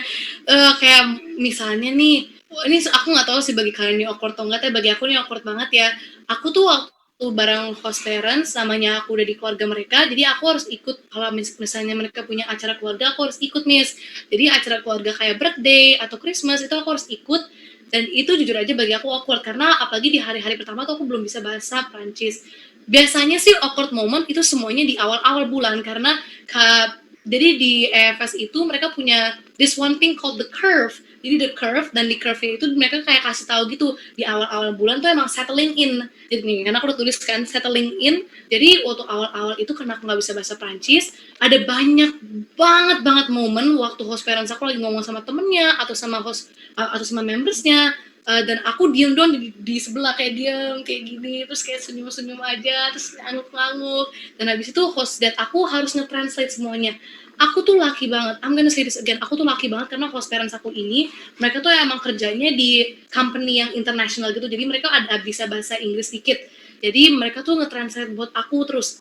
Jadi aku bilang aku lucky banget karena banyak banget teman-teman aku lain dapat host family itu yang sama sekali nggak bisa bahasa Inggris, jadi mereka kalau berkomunikasi harus pakai Google Translate. Dan kalau awkward moment itu dia yang dalam bahasa Prancis itu, dan juga oh my god, jadi ini awkward moment banget bagi aku ya. Di hari pertama aku datang itu, aku tuh ketemu, jadi aku punya jadi host sister aku tuh udah lagi pacaran nih, Miss. Host sister aku lagi pacaran dan cowoknya itu akan ketemu sama aku, dan aduh dia agak sedikit complicated tapi ini awkward banget bagi aku. Tapi hari itu kita lagi di kayak jadi cucunya host parents aku lagi main bola, jadi kita lagi lihat dia lagi main bola kan. Nah aku ketemu sama gimana ngomongnya, ex-wife-nya pacar host sister aku. Does that make sense? Jadi aku ketemu sama ex-wife-nya pacar host sister aku, jadi aku ketemu sama dia, dan itu awkward banget karena ex-wife-nya pacar host sister aku itu nggak punya relationship bagus sama host parents aku, sama host sister aku, sama ex-husbandnya. Jadi aku tuh ketemu dia tuh jadi kayak aneh gitu, jadi kayak oh hai iya nih Josephine apa gitu, terus pulang-pulang langsung nge-spare aku kayak agak sedikit marah gitu kan, kayak dia ngapain sih gini-gini. Jadi maksudnya it was awkward for me karena aku baru datang terus udah ketahuan kayak broken family tree-nya tuh gimana Miss, karena family tree keluarga-keluarga di Eropa gitu again karena relationship mereka tuh liberal banget, jadi banyak banget relationships yang kayak itu dia ex-wife, ex-husband, udah pacaran, terus udah punya anak, jadi banyak yang sering kayak gitu. Jadi awkward moment sih kayak gitu-gitu aja sih Miss. Oh gitu. Iya emang awkward banget sih ya Ce ya kalau denger dari cerita Cece ketemu sama ex-wife. Aduh, terakhir nih Ce, pertanyaan dari Kezia. Yes. C, kan kalau misalnya tahun ini aku SMA kelas 1, berarti tahun depan kan SMA kelas 2. Ya. Kalau ikut pertukaran pelajar di kelas SMA kelas 1, itu kan 1 tahun. Berarti next year pas pulang di Indo, statusnya udah SMA kelas 2 atau harus ngulang dari kelas 1 lagi? Oke, nih aku jelasin dulu ke kalian ya. Ini salah satu sacrifice buat jadi exchange student. Kalau mau jadi exchange student itu, artinya kalian bakal ambil namanya gap year. Jadi 1 tahun itu kalian pergi ke negara lain cuman buat experiences. Dan bagi aku experiences itu jauh lebih berharga. Karena bayangin gak sih kalian bisa ke negara lain bisa ngalamin culture mereka tuh bener-bener berharga banget. Jadi yes, aku kan pergi ke sana itu waktu aku baru naik kelas 12 ya. Waktu aku balik ke sini, aku harus ngulang kelas 12 aku lagi, Miss. Jadi aku nggak langsung kuliah. Terusnya kan aku kuliah nih ya, guys ya. Tapi karena aku ambil di Belgia, jadi aku harus ulang lagi 1 tahun. Tapi is it worth it? Yes, worth it banget. Karena bisa pergi ke negara lain gitu dan bisa ngalamin cultural differences-nya itu benar-benar berharga. Jadi kamu harus ngulang lagi, Kezia. Oke, berarti harus ngulang 1 tahun ya, Ce. Jadi anggapannya di sana tuh kayak Cece experience doang 1 tahun, bukan sekolah ya. Nah, tuh benar kata Mr. Robin tuh, nggak apa-apa lulus lebih lama, yang penting punya pengalaman yang jauh lebih kaya dari teman-teman kamu. Keren. Yes. Oke, Ce. Pertanyaannya baru itu aja sih. Cece bisa lanjut lagi untuk bahas pembahasan yang mau Cece bahas. Oke, ayo kita lanjut lagi. Sebenarnya kalau misalnya ngomongin soal exchange, aku bisa berjam-jam ya, karena benar-benar pengalaman yang sungguh sangat luar biasa. Nah, oke, yang kedua, kita bakal ngomongin makanan. Makanan di sana itu interesting banget. Tapi, walaupun interesting, yang menang siapa Cek, Indo atau Belgia? Definitely tetap Indonesia, karena di Belgia itu, mereka tuh kalau ngebumbuin makanan, itu cuma pakai garam sama lada. Mereka tuh ngebumbuin makanan cuma pakai itu dua doang. Jadi, yes, aku bosen banget makanannya jujur aja. Waktu awal-awal kan jujur aja nih sebelum aku pergi ke Belgia, aku agak sok kayak pasti mah aku bisa mah makanan Eropa, namanya aku suka yang western European gitu kan. Waktu nyampe di sana kangen banget ke si ayam geprek. Yes, kangen banget sama ayam geprek, sama gado-gado, sama lontong, kangen. Jadi waktu di sana itu makanannya kayak gimana Cek? Nih, oke, nih waffle-nya ya. Waffle mereka tuh enak banget. Emang kalau di Belgia itu, di Eropa ya, pastries-nya mereka kayak kue nih, chocolate eclairs, itu emang enak banget. Sungguh sangat enak. Itu top lah, the top. Tapi kalau misalnya soal kayak makan siang gitu, mereka tuh emang ya maksudnya menang Indonesia lah bagi kita. Nih, ini spesialnya Belgia itu adalah steak and fries. Jadi ada salad, ada mushroom, steak sama fries. Jadi mereka itu ini specialty-nya mereka dan itu enak banget. Emang kalau steak mereka menang. Nah, aku bakal ngomongin dikit soal ini, tapi di Belgia itu orang-orangnya bagi aku tuh sungguh sangat yang tadi aku ngomong lagi, mereka tuh benar-benar appreciate differences banget, itu yang bagusnya. Karena 3 teman aku yang ke bagian Belanda itu mereka Muslim dan host family-nya mereka itu makan pork. Tapi abis mereka tahu mereka nge-host anak Muslim, mereka selalu bikin, jadi mereka selalu bikin 2 dishes. Mereka selalu bikin satu yang kalau misalnya mereka mau bikin pork, mereka bikin pork buat mereka, dan mereka juga bikin satu yang gak pork buat teman aku. Itu yang aku suka dari mereka benar-benar sangat open minded banget.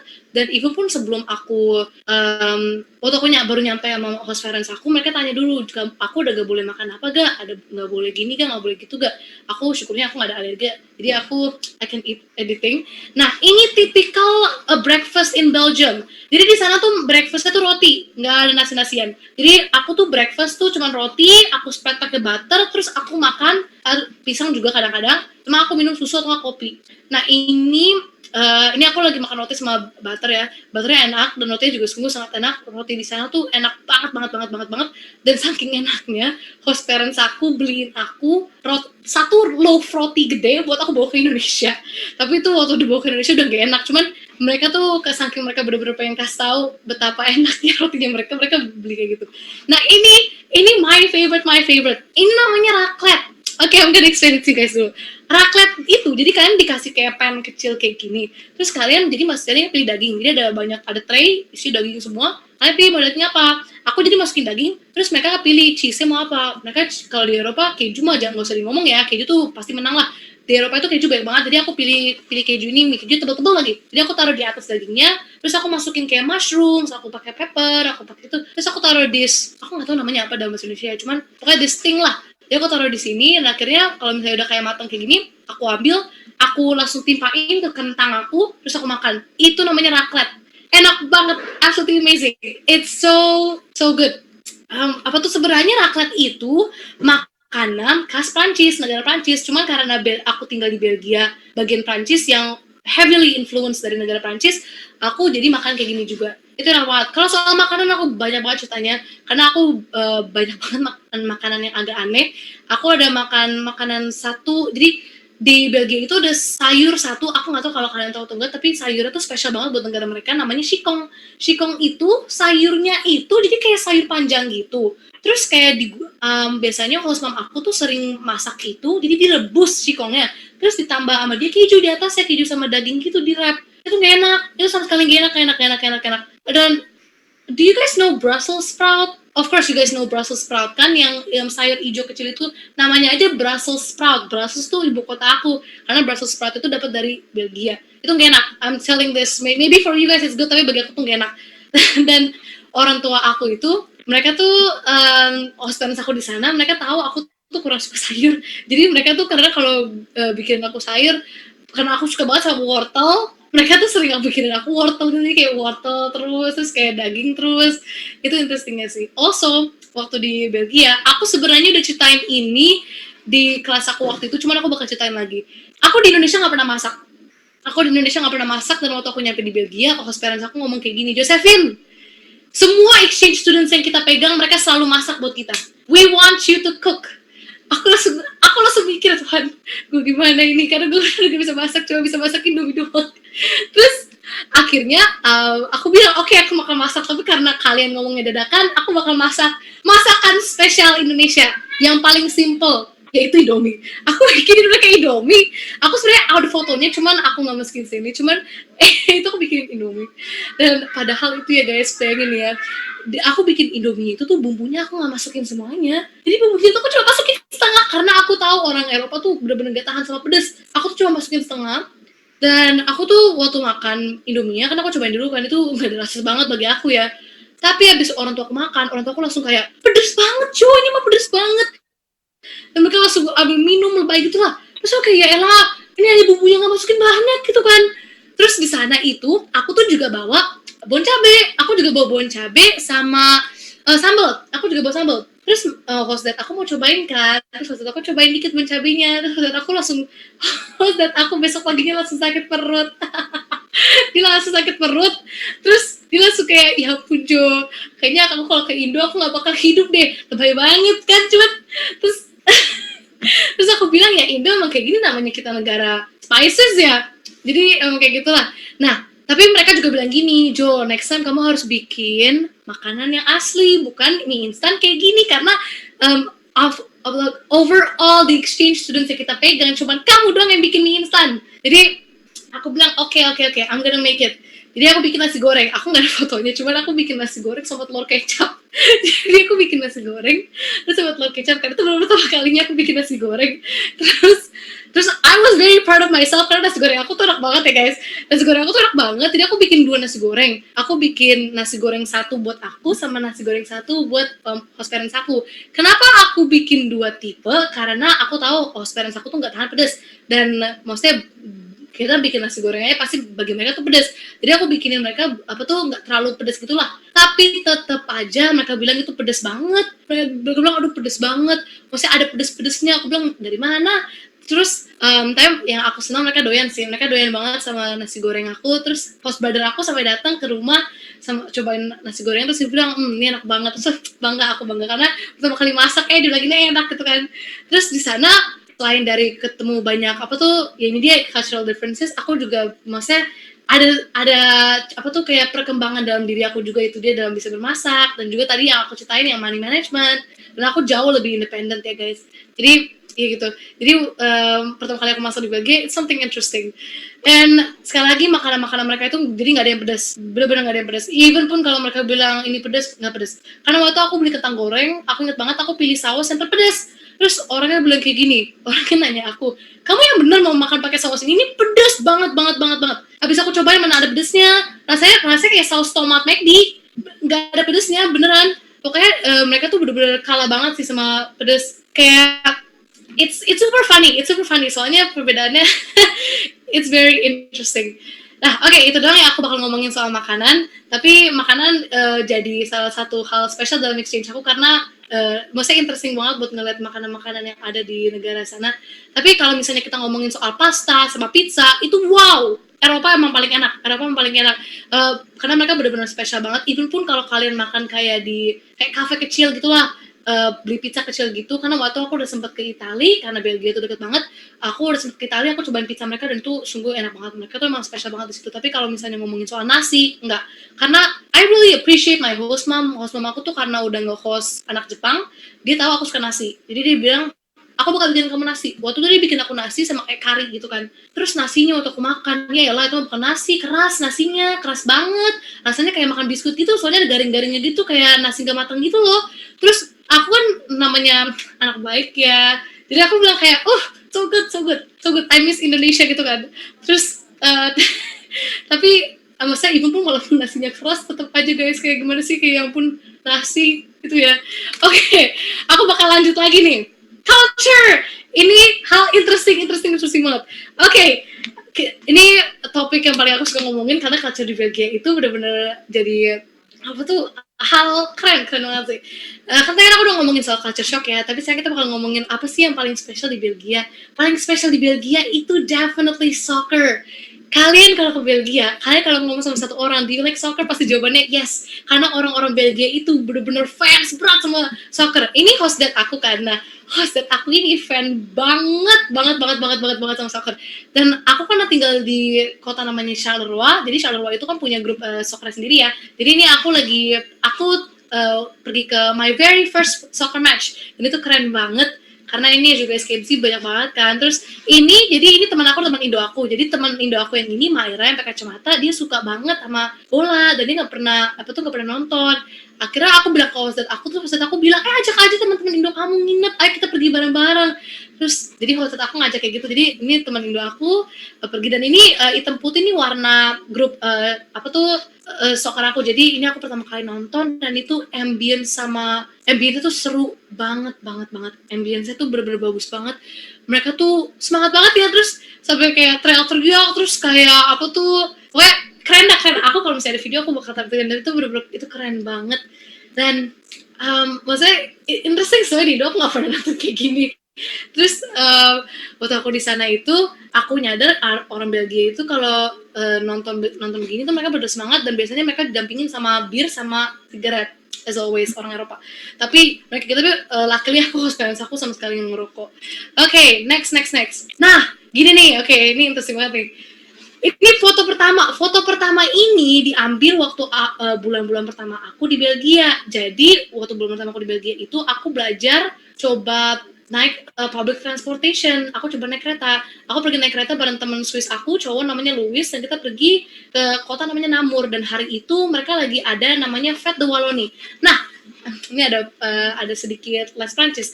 Fête itu dalam bahasa Prancis artinya party. Itu artinya off, jadi ini Wallonie kan nama region aku ya, jadi namanya Party of Wallonie. Jadi mereka tuh jadi as you can see ini ada benderanya segala gitu ya. Mereka jadi hari itu ada perayaan soal region aku jujur kurang ngerti kenapa, cuman jadi semua pada keluar, terus mereka ada perayaan kayak gini, jadi kayak karnaval gitu sih bagi aku. Terus mereka ada banyak kayak stand, terus ada banyak kayak musik, itu seru banget. Dan ini party of Guni. Guni itu village yang aku tinggal. Aku tuh dapat tinggal di village gitu. Aku jadi aku tuh rumah aku tuh bener-bener deket banget sama hutan. Jadi kayak hutan terus kayak sawah-sawah gitu, aku deket banget. Jadi aku tinggal di village namanya Guni. Jadi ini party of Guni. Nah, biasanya itu kalau party, and as you can see probably here, mereka tuh minum apa tuh kayak biar kecuali anak-anaknya ya, mereka minum Coca-Cola ini. Nah, terus kita makan namanya crepe. I think you guys know crepes, tapi dia crepesnya dia itu lebih tipis sama kayak lebih kayak gimana ngomongnya kayak lembek gitu, isinya coklat atau kayak strawberry jam, enak banget. Nah, ini dia nanya 4 anak-anak itu siapa. Nah, kalian bakal sedikit rumit karena ini ya of course ini my host dad, ini my host sister Barbara, ini cowok di sini itu stepsonnya sister aku, ini cowok di sini tuh cousin kayak host cousin aku, cewek ini juga host cousin aku, dan cewek di paling belakang ini tuh anak angkatnya angkat sih apa tuh stepdaughternya host aku. Jadi ini kita lagi apa tuh lagi makan terus lagi seperti kayak Fête de Wallonie sih. Jadi mereka ada banyak musik, ada banyak nari-nari. Itu lucu banget. Dan ini as you guys can see aku pakai kaos karena hari itu lagi enak-enaknya cuacanya, karena awal-awal aku nyampe sana itu mereka masih agak summer gitu, jadi masih agak panas-panas. Nah, ini Christmas. Nah, Christmas ini sebenarnya aku kurang gimana sih, jujur aja waktu Christmas tuh aku agak sedikit sedih karena biasanya kan aku celebrate Christmas bareng family aku di Indo, tapi hari itu aku of course celebrate bareng host family aku. Nah, ini tuh host family dari host dad aku. Nah, Christmasnya mereka tuh lucu banget. Jadi kita itu sama mereka disuruh tulis apa yang kita mau. Jadi kita disuruh tulis kado yang kita mau apa. Aku tulis makeup aja kan. Nah, habis itu semua dari kita harus ambil kertas dari satu bowl. Di kertas itu ada tulis semua member family-nya. Aku lihat misalnya aku dapat host mamaku, jadi aku harus beliin kado buat host mamaku. Nah, waktu Christmas-nya ini aku dikasih kertas ini. Nah, di kertas ini itu orang yang aku dapat buat kasih kado tulis sorry. Orang yang punya nama aku tulis datanya di sini. Jadi aku harus tebak orangnya siapa sih. Nah, ini as you guys can see, ini keluarga aku ya, apa tuh beli banget ya. Nah, ini aku lagi tebak siapa sih yang punya yang apa tuh yang bakal kasih kado ke aku. Interesting banget. Terus makanannya hari itu karena banyak kuenya enak. Tapi yang aku nyadar juga, satu hal lagi soal makanan. Orang Eropa tuh suka banget soal makan makanan dingin. Mereka tuh suka banget makan makanan dingin. Jadi pasta mereka makan dingin kadang-kadang. Terus itu nggak enak banget ya by the way, in my opinion. Cuman mereka suka banget. Oke, kita next lagi nih. Nah, ini something very very very interesting buat aku. Karnaval. Aku tuh seneng banget tuh karnaval. Karena karnaval itu hal terspesial di Belgia. Sampai diklasify sama UNESCO sebagai apa tuh perayaan, maksudnya in the world gitu lah. Perayaan special in the world. Nah, karnaval ini jujur aja historinya agak sedikit complicated karena historinya mereka itu ada dari medieval times lah segala-gala gitu. Jadi aku bakal sedikit apa tuh lebih kecil ya. Jadi ini tuh orang-orang ini, as you guys can see, ini tuh mereka tuh kayak lagi nge-symbolize the people of the village. Jadi the people of the village tuh mereka lagi nge-symbolize. Nah, dalam perutnya mereka ini kan mereka gedut-gedut ini kan, mereka taruh hay. Aku sebenarnya nggak tahu hay itu bahasa Indonesianya apa, cuman you guys know what I mean kan? Hay. Jadi mereka masukin hay ke tummy-nya mereka biar agak gendut, terus mereka taruh ini di atasnya. Nah, jadi mereka bakal jalan sekitar village-nya. Nah, abis itu mereka bakal lemparin jeruk. Mereka bakal lemparin jeruk. Jadi, aku perlu tangkap nih jeruknya nih. Jadi, mereka tuh lemparin jeruk. Kenapa? Karena bagi mereka jeruk itu tuh sebagai hal symbol of luck. Kalau misalnya kalian tangkap jeruknya itu, kalian bakal lucky tahun ini. Itu bagi mereka tuh gitu. Karnival itu, jujur aja, kayaknya tuh sekitar awal-awal bulan Maret. Jadi mereka awal bulan Maret itu setiap kota di Belgia itu ngerayain karnival. Dan ini seru banget, as you guys can see, rame banget. Aku hari itu dapat jeruk luckily-nya karena host mama aku teriakin satu orang, terus mama aku bilang kasih dia jeruk karena dia datang dari jauh banget ini. Terus orangnya nanya aku dari mana, aku dari Indo, terus dia langsung kasih aku jeruk. Jadi I'm gonna be lucky this year. Jadi interesting banget. Terus hari itu tuh bener-bener keren banget karena bisa lihat culture dari Belgia tuh bener-bener rasanya kayak beda banget ya sama Indo. Terus abis aku ngomong sama teman-teman aku yang all around the world, mereka juga ceritain aku di Jerman itu karnival juga keren banget, dari Brazil karnival emang bener-bener top banget. Terus mereka nanya di Indo ada karnival, terus seingat aku nggak ada kan ya, kita mah nggak ada karnival. Terus aku bilang kita mah nggak ada. Terus it's nice to share apa sih cultural differences sama different people from all around the world, karena gimana sih, interesting aja gitu loh, kayak ngelihat kayak aku nggak pernah ngeliat ini, terus baru pertama kalinya ngeliat di negara lain, terus rasanya spesial banget. Oke. Nah, sebelum aku masuk ke exploring, ada yang punya pertanyaan soal culture gak?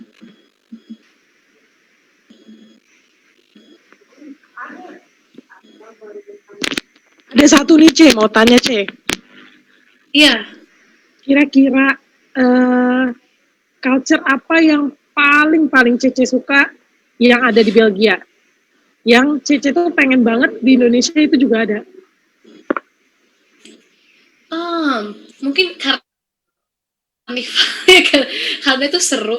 Terus mungkin culture Belgia, bagi aku culture itu bisa jadi dari hal apa saja ya, bisa juga dari hal, maksudnya cara mereka berbicara atau cara mereka do some stuff. Bagi aku tuh terus sudah termasuk culture. Mungkin kalau ngomongin soal culture di Belgia yang aku suka itu sih open mindedness-nya mereka ya, terus kayak diversity-nya mereka gitu. Gimana ngomongnya, cuman yang aku suka dari Belgia itu tuh kalau mereka tahu aku tuh beda, mereka tuh nggak bakal langsung ngeliatnya kayak gimana ya, kayak hal yang aneh gitu, tapi mereka malah nge-appreciate, terus malah jadi heran maksudnya dari culture aku tuh gimana. Dan mereka tuh juga bener-bener gimana ya, kayak maksudnya appreciate the differences, dan mereka selalu open to learn, kayak open to learn dari aku, dari background aku apa kayak gitu. Dan juga aku suka banget sih sini, tapi mereka di sini ada satu culture mereka itu, waktu makan malam itu waktu yang sakral. Jadi di Eropa, kayaknya bagi aku sih di Eropa ya, di seluruh Eropa itu makan malam itu tuh hal yang bener-bener hal yang paling penting, karena itu waktunya kalian duduk bareng keluarga, no phones, no electronics, tapi cuma berbicara soal hari aku doang. Aku setiap malam itu dinner bareng keluarga aku, itu jadi hal yang momen spesial buat aku, karena emang di Indo aku sering juga makan bareng keluarga, cuman gimana ya, maksudnya kayak kadang-kadang adalah sedikit, maksudnya sering juga makan sendiri gitu loh di Indo. Sedangkan di sana tuh makan malam itu tuh semuanya harus ada di meja makan. Dan interestingnya itu karena orang tua aku di sana itu mereka benar-benar sangat free. Jadi mereka tuh kalau aku mau pergi kemana-mana, mereka selalu bolehin aku, tapi mereka selalu punya satu peraturan aja. Aku harus sudah pulang waktu makan malam, harus ada bareng mereka waktu makan malam. Itu satu-satunya peraturan yang mereka ada buat aku, karena makan malam itu waktu yang sakral. Dan juga waktu makan malam pasti aku selalu ngomongin soal hari aku, terus mereka juga ngomongin soal hari mereka, kayak hari ini di kerja aku kayak gini, hari ini aku di sekolah kayak gini. Itu interesting sih, karena bisa storytelling bareng host parents. Dan karena makan malam itu aku jadi bener-bener deket banget sama host parents aku, dan aku bener-bener jadi nyaman banget sama mereka, sampai kalau aku punya masalah itu aku selalu pasti ke host parents aku. Gitu sih. Oke, berarti itu lumayan beda sih kalau menurut Miss Willy sama di Indonesia ya, karena menurut Miss Willy makan malam nggak yang penting-penting amat di Indonesia gitu kan, walaupun makan malam kebanyakan pada pegang handphone semua. Nah, ini ada pertanyaan lagi dari Miss Diani. Culture apa yang paling beda banget dengan culture di Indonesia? Kalau culture banyak ya, itu dia yang pertama yang makan malam, terus juga cara mereka berbicara, terus itu dia apa tuh apa sih, bagi aku di Belgia itu mereka jujur aja nggak terlalu banyak basa-basi, itu dia cara bicara. Sedangkan di sini kan kita banyak banget kepoin orang ya, di sana tuh mereka kurang peduli. Jadi kan kayak jujur aja nih sama kalian, di sana tuh aku punya banyak banget teman yang berbeda. Jadi aku punya teman yang ada yang gay, terus mereka tuh jujur aja sih mereka bodo amat ya, maksudnya kayak nggak terlalu ada banyak kayak cincong gitu, maksudnya nggak terlalu banyak kayak pertanyaan, nggak terlalu ada banyak judgments. Mereka langsung terima aja tuh, mereka langsung kayak ya udah, hidup gue. Itu bagus sih, itu bagus. Tapi at the same time, as I told you guys before, keep an open mind, tapi juga saring, maksudnya kayak gimana ya, kayak mana yang bagus sama mana yang aku harus ikutin, mana yang jelek yang harus aku jangan ikutin. Itu sih. Oke, thank you Ce Josephine. Sama terakhir ada yang nanya nih Ce, tadi kan Cece bilang awal-awal Cece nggak belajar bahasa Prancis, tapi ternyata dapet di daerah yang bahasanya Prancis. Tete dapet temen nggak yang bantuin Cece untuk kayak translatein Cece ke bahasa Prancis gitu pas di awal-awal? Jadi interestingnya aku buat sekolah itu tuh, karena kan aku kebanyakan setiap hari di sekolah ya. Sekolah mereka tuh dari jam 8 sampai jam setengah sampai jam 4, sorry.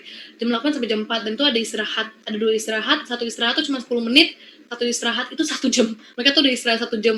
Oke, jadi sekolah sih agak rumit, karena waktu awal-awal aku tuh masuk ke kelas 10 SMA, as I told you guys before, dan itu susah karena anak-anaknya karena masih kecil, masih umur 16-an, mereka kurang open minded, jadi mereka kurang mau temenan sama aku dan kurang mau tahu lebih lagi dari aku.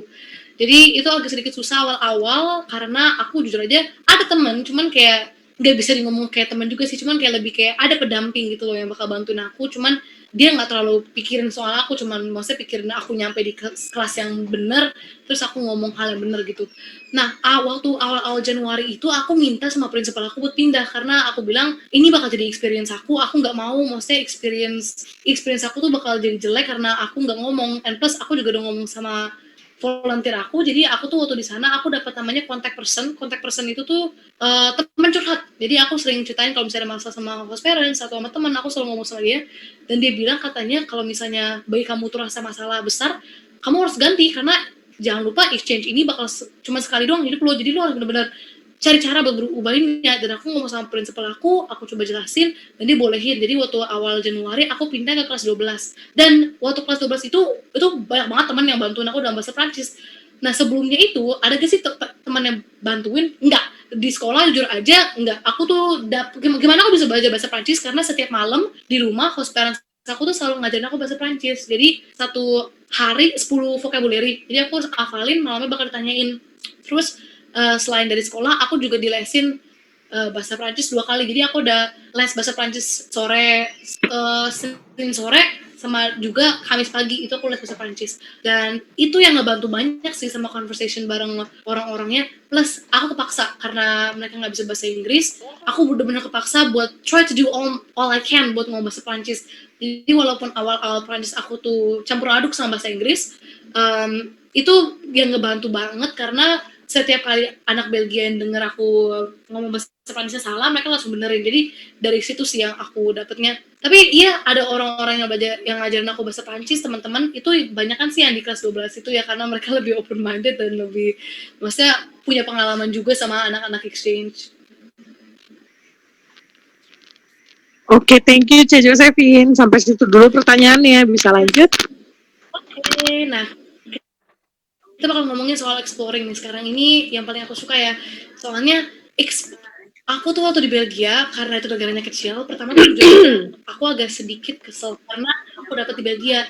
Karena jujur aja, aku walaupun aku bilang udah bodo amat lah aku di Belgia nggak apa, tapi sedikit bingung sih kenapa gue nggak di Belanda ya. Soalnya Belanda kan negaranya agak lebih gede daripada Belgia, dan aku pikir kenapa ya, tapi jujur aja aku bersyukur banget bisa dapat Belgia, karena Belgia itu negaranya kecil. Jadi aku udah pergi ke hampir semua kota-kota di Belgia, karena setiap Sabtu itu luckily host parents aku tuh bener-bener gak mau aku di rumah. Bukan yang ngusir ya, cuman mereka tuh bilang gini kayak, kamu tuh di sini cuma buat sekali, jalan bukannya spend each second itu bener-bener, maksudnya pakai bener-bener waktu tuh precious banget, jalan, pergi, explore. Makanya setiap Sabtu itu pasti aku selalu explore, aku selalu pergi naik kereta, pergi ke kota. Ini kota pertama nih Brussels. Jadi di Belgia itu paling spesial tuh Brussels itu ibu kotanya. Di sana tuh ada namanya Grand Palace, dan itu cakep sekali. Dan di sini juga ini ada Liège, ini bahasnya mereka, ini ada Liège. Terus ini Namur, yang tadi ada Fête de Wallonie itu di sini. Terus ini Bruges. Nah, Liège, Namur itu di bagian Wallonie. Jadi mereka di sini orang-orangnya ngomong bahasa Prancis. Brussels itu ibu kota, jadi mereka ngomong 3 bahasa. Dan Bruges itu di bagian Belanda, jadi mereka ngomong bahasa Belanda. Dan lucunya itu kan aku punya teman Jerman, saya itu juga before, namanya Paulina. Terus aku ngomong sama dia, terus dia bilang katanya, aduh gue sebenernya bosen pergi-pergi ke kota-kota ini, soalnya semuanya sama negara-negara Eropa lain, sama Jerman tuh sama aja. Terus aku bilang, jangan kayak gitu dong, soalnya bagi aku beda banget, karena mana ada sih kita ketemu gedung-gedung kayak gini di Indo. Aku bilang beda banget, jadi ayolah maksudnya kita kan exchange gitu kan, let's spend our time well gitu loh. Jadi aku bener-bener walaupun kadang-kadang malah aku explore sendiri, kadang-kadang aku pergi sendiri, terus aku keliling sendiri, aku ambil foto banyak. And mereka tuh gedung-gedungnya banyak kan bentuk-bentuknya kayak gini ya, karena Belgia itu ada koneksi sama medieval times, itu banyak banget museum yang ngomongin soal medieval times. Itu aku jujurnya tuh aku kurang mau pelajarin karena itu bener-bener complicated banget, tapi mereka tuh banyak unsur-unsurnya tuh dari situ dan keren-keren banget juga sih. Dari kota-kota mereka tuh kecil, cuman banyak gimana ya, banyak detail-detail kecilnya yang benar-benar sungguh sangat berharga gitu. Dan kota-kota mereka tuh benar-benar spesial-spesial semua bagi aku karena lucu aja gitu. Aku naik kereta buat 2 jam pergi ke Bruges, tiba-tiba harus ngomong bahasa Belanda. Nah, karena aku nggak bisa ngomong bahasa Belanda, and as I told you guys before, banyak kan yang di bagian Belanda itu bisa berbicara bahasa Inggris. Jadi aku kalau bisa ke sana tuh aku ngomong bahasa Inggris. Dan lucu aja, maksudnya kayak kalau ke bagian Belanda tuh rasanya udah ke negara lain karena udah ngomong bahasanya beda, terus rasanya orang-orangnya berbeda, terus culturalnya different, jadi interesting banget. Oke, kita masuk ke next. Unforgettable memories, ini yang interesting. Nah, as I told you guys before, aku tuh banyak banget teman-teman from all around the world. Ini waktu di Liège. Nah, Liège tuh yang tadi, ini stasiunnya tuh keren banget. And I'm going to flex a little bit. Will Smith itu pernah acting di stasiun Liège Gulmins ini, keren banget. Dan ini bareng teman-teman aku semuanya, ini dari different backgrounds banget ya. Ini yang pakai scarf dari Italia, yang purple jacket dari Cina, dari yang yellow jacket ini dari Meksiko, yang rambutnya panjang ini Anna dari Switzerland, teman Paulina nih Jerman, terus ini dari Italia. Pokoknya interesting lah. Nah, ini yang di sini, ini foto yang di tengah-tengah ini waktu aku ulang tahun. Jadi waktu aku ulang tahun itu kita pergi ke bagian Belanda, ke kota namanya Antwerp buat thrift shopping. Jadi thrift shopping itu belanja baju second, dan di sana thrift shopping itu terkenal banget. Jadi kalau mau thrift shopping itu murah plus bajunya bagus-bagus dan orang Eropa tuh bersih, jadi don't worry about it. Jadi ini lagi thrift shopping bareng teman-teman, ini seru banget. Nah, ini Brussels, ini stasiun Brussels, ini lagi bareng teman-teman juga. Nah, ini yang pakai scarf itu putih ini orang Indo yang aku ketemu di Belgia, tapi dia dari organisasi lain, karena organisasi exchange student itu nggak cuma binaan budaya doang, tapi juga ada dari yang lain. Ada banyak, jadi kalian search aja di Google kalau misalnya mau cari organisasi yang lain. Tapi aku kurang bisa bantuin karena aku kurang ngerti, tapi kalian bisa cari juga. Dan ini teman-teman lain juga. Nah, ini tuh keren banget soalnya gimana ya, kalau misalnya ngomongin soal exchange, aku bisa ngomong berjam-jam lagi, saya tahu juga before, karena exchange aku tuh bener-bener, ini yang aku ngomong ke kalian itu cuman kayak 5% doang dari cerita asli yang bener-bener terjadi, karena bener-bener incredible. Dan aku pengen ngomong dikit nih, waktu aku di sana pernah gak sih homesick, pernah gak sih rasanya pengen, capek pengen pulang, pernah, sering banget, sering banget. Apalagi waktu di awal-awal bulan itu tuh the worst times, karena aku ingat banget waktu aku nyampe di rumah host parents aku tuh, the first thing that came up to my head itu langsung kayak, ya lah ini gue ngapain, what am I doing, what did I get myself into, karena rasanya aku bener-bener nyerah. Pernah, tapi again, I'm gonna say this again and again and again, karena ini penting banget. Kalau misalnya lo udah punya mimpi, kalau misalnya kamu udah punya mimpi, dan kamu bener-bener stick to that dream, even pun kalau rasanya udah pengen nyerah, bakal terus jalan, karena ini mimpi kamu. Itu yang bikin aku bener-bener terus jalan, karena aku mikir gini, ini udah jadi mimpi aku dari kecil, I'm not gonna stop here, harus terus jalan. Di awal-awal bulan emang susah, karena apalagi fitting in, settling in, bareng keluarga, bareng new culture, new language, itu susah banget. Aku gak tahu berapa kali aku udah nangis sama curhat sama mami daddy, bilang katanya aku kayak pengen pulang, udah capek, sering. Cuman yang terus jalan, terus yang aku ingat, ini udah jadi mimpi aku, I'm not gonna stop here, aku harus terus jalan. Dan waktu bulan November itu semuanya udah, rasanya udah put into place, semuanya udah perfect, aku udah enjoy exchange aku banget. Dan lucunya itu momen-momen yang dulu yang aku mikir yang susah-susah, itu jadi kayak kenangan lucu yang aku mikirin. Soalnya seharusnya kan aku 10 bulan. Terusnya aku 10 bulan di Belgia, cuman aku kepotong jadi 7 bulan karena virus. Itu sebelum aku pulang aku nangis banget. Host mamaku, host parents aku dua-duanya nangis karena jadi berita yang sungguh sangat sakit gitu. Apalagi buat aku yang udah ngelakuin banyak hal. Karena aku udah ngelakuin banyak hal buat exchange aku, dan akhirnya kepotong kayak gitu. Sakit gak sih, sakit banget. Sedih banget, rasanya kenapa sih Tuhan? Cuman aku mikirin gini sih, maksudnya kalau misalnya ini kepotong berarti ada rencana yang lebih bagus lagi nanti di masa depan. And aku sama sekali bersyukur, aku terus sangat bersyukur sama momen yang aku dapetin, karena itu gimana ya, bener-bener kayak gimana sih, aku tuh rasanya kaya sama pengalaman, karena kayak teman-teman aku tuh nggak ada yang pernah maksudnya pergi ke negara lain buat ngalamin kehidupan di sana tuh kayak gimana, dan aku pernah, dan momen-momen yang aku dapat di sana itu tuh bener-bener precious banget, kayak momen-momen kecil aja nih, aku ingat banget momen-momen kecil itu jadi hal yang benar-benar precious banget. Dan yang lucunya itu orang-orang yang aku temu di sana tuh menjadi orang-orang yang sungguh-sungguh sangat maksudnya kayak gimana sih, berharga, orang-orang yang berharga sampai sekarang pun masih teman baik banget. Dan sampai sekarang pun kalau misalnya aku telepon sama orang tua aku di sana, aku waktu itu pernah telepon host mama aku, dan host mama aku bilang kayak gini, kamu tahu gak sih hari ini tuh aku tiba-tiba ambil 3 piring sama 3 set sendok apa tuh garpu sama pisau, karena aku kira aku lupa kamu udah pergi. Itu sedih banget rasanya, ya ampun, kayak ya mau segimana ya, kayak gimana sih, kayak momen-momen itu yang gimana sih, yang pertamanya kiranya susah banget, kayak ngapain sih gue di sini, tuh jadi bener-bener momen yang sungguh-sungguh sangat berharga. Maksudnya kayak gimana ya, from the very start sampai sekarang udah selesai, semua itu berharga. Aku nggak ada regret sedikit pun. Miss Robin, Miss Firly, Miss Dian tuh tahu, masa kayak awal-awal itu aku tuh stres, takut banget harus jalan ke negara lain apa kayak gitu. Waktu di sana tuh rasanya bener-bener selesai, semua struggles yang aku ngalamin sebelum aku dapetin exchange rasanya berharga banget, rasanya bener-bener worth it banget, karena momen yang aku dapat di sana tuh sungguh sangat berharga, kayak pergi bareng teman, spend time bareng family, even pun sampai sekarang lucunya itu, aku punya, jadi cucunya host parents aku itu namanya Olivia, masih kecil tapi dia deket banget sama aku, seneng banget sama aku, dan sampai sekarang pun maksudnya lucu aja gitu, kayak punya connections banyak banget sekarang, suruh all around the world juga. Jadi aku tuh kalau misalnya kayak Australia aku ada teman, kalau ke Brazil ada teman, kalau ke Jerman ada teman, kalau ke Amerika mau ke state mana nih ada teman, karena my friends tuh bener-bener, ini my friends tuh bener-bener semuanya different countries, dan itu keren. And sekarang itu ya, walaupun karena rasanya pengen nangis terus, rasanya kepotong gitu ya, aku sungguh sangat bersyukur karena momen itu tuh sungguh sangat berharga. Oke. Nah, abis ini kita akan ada Q&A, tapi aku bakal ngomong lagi dulu. What do I get for being an exchange student? Apa sih yang aku dapetin dari exchange student? Maksudnya udah harus ngepotong 1 tahun, pergi ke negara lain, itu gimana? Aku dapat apa sih, Ce? Pertama tuh pasti dapat unforgettable memories, dan unforgettable memories itu yang paling precious bagi aku, karena kayak gimana ya, you can't buy unforgettable memories, you can't buy happiness, guys. Di sana tuh aku bener-bener happy banget, maksudnya I feel very gimana ya, I feel very happy, and walaupun ada momen sedih itu saya terlupakan gitu, kalau misalnya udah dalam in the moment gitu, happy with my friends, itu unforgettable.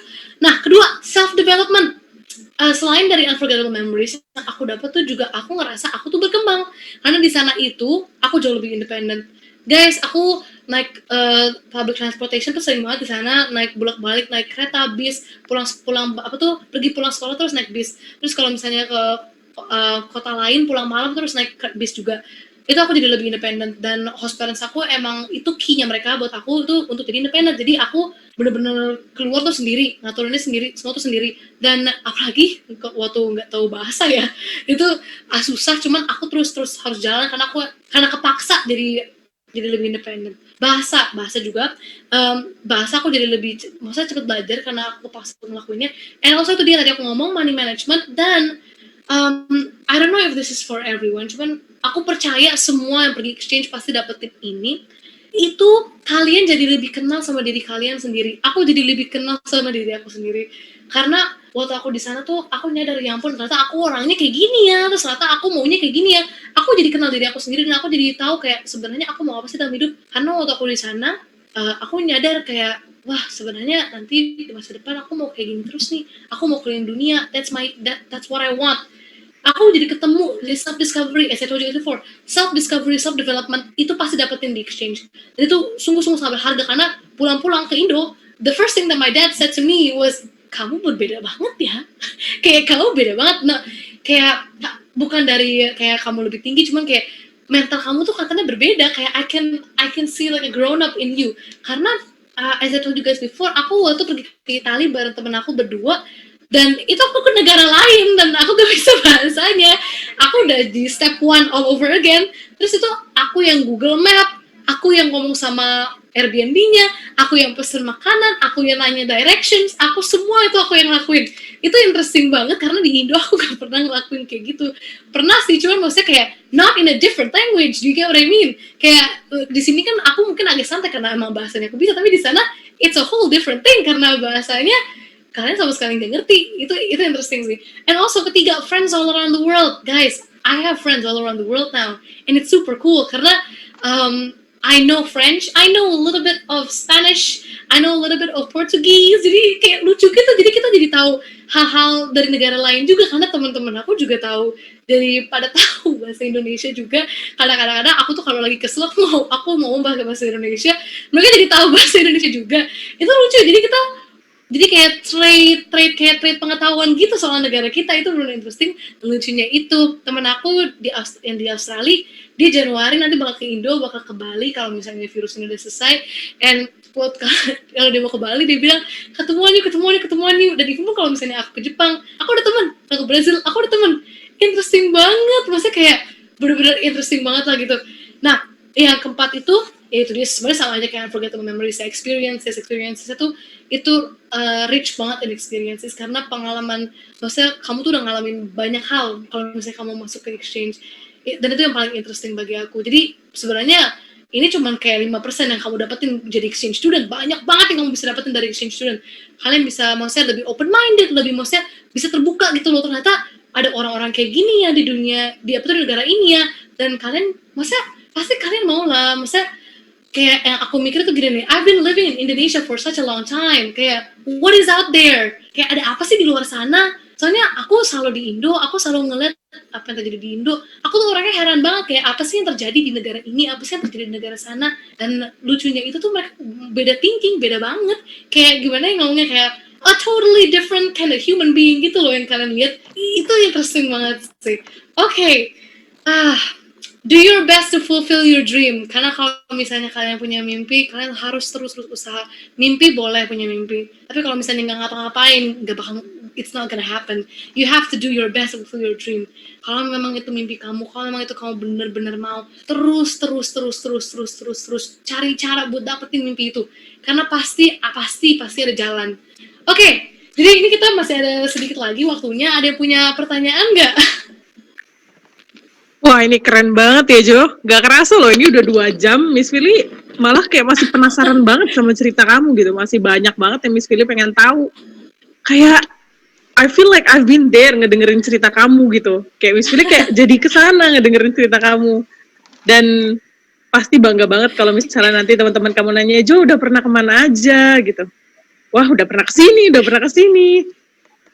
Yes. Nah, seperti yang tadi udah Cece Jo bilang ya, EFS itu juga lagi buka pendaftaran ya bulan ini ya, Jo? Yes, bulan ini. Jadi please cek Instagram mereka. Sebenarnya ini belum buka pendaftarannya, cuman mereka udah kasih tahu mereka bakal buka pendaftaran bulan ini. Jadi terus cek dan cek apa kalian bisa daftar atau enggak. Kalau misalnya belum boleh daftar, ya nunggu sebentar lagi. Kalian udah punya head start nih, udah tahu sedikit soal EFS. Ada pertanyaan lagi gak, Miss? Iya nih, ada yang setuju juga nih sama Miss Firly nih. Gak berasa screen recordnya 2 jam. Terus ayo lagi dong, masih mau denger, aku baru, ya itu salah sendiri ya, kenapa baru kebangun ya. Tapi Jo, beneran deh, ini tuh menarik banget menurut Miss Firly. Kayak, ini emang masih kurang lengkap ya, kayak Miss Firly masih pengen tahu jauh lebih banyak tentang yang di sana. Nah, oh ya nih, Kezia ada kasih pertanyaan, Kezia. Sebentar, Miss Farli. Nih, kalau seandainya aku mau pertukaran pelajar ke Amerika, misalnya, itu harus ikut TOEFL dulu baru bisa keterima atau gimana, Ci? Berarti masalah bahasa ya ini ya? Iya. Nah, buat enaknya exchange student itu, kamu tuh pergi ke sana tuh emang buat belajar bahasanya juga. Jadi nggak harus ada TOEFL, nggak harus ada IELTS.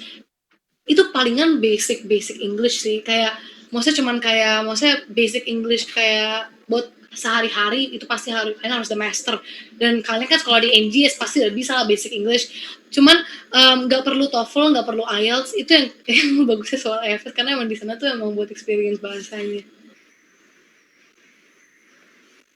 Oke, thank Miss you. Dian Iya bilang, bener nih. Miss Dian, boleh nih Cici Jo ikut program ngopi, ngobrol happy di live EG-nya NJS. Iya boleh banget nih, Ce. Sambil ceritain pengalaman Cici yang banyak banget kayak gini. Balik lagi ya, iya, pengalaman itu tidak berdasarkan umur ya, Ce. Bahkan umur orang-orang yang udah jauh lebih dewasa dari Cece bisa jadi pengalamannya nggak sebanyak C. Josephine gitu. Kayak sekarang Miss Lily aja iya, sama ya Miss Dian juga bilang tuh masih belum puas dengernya. Mr. Jerry juga tadi bilang, aduh ini kenapa cuma 2 jam sih? Karena emang ini keren banget gitu. Sampai apa ya?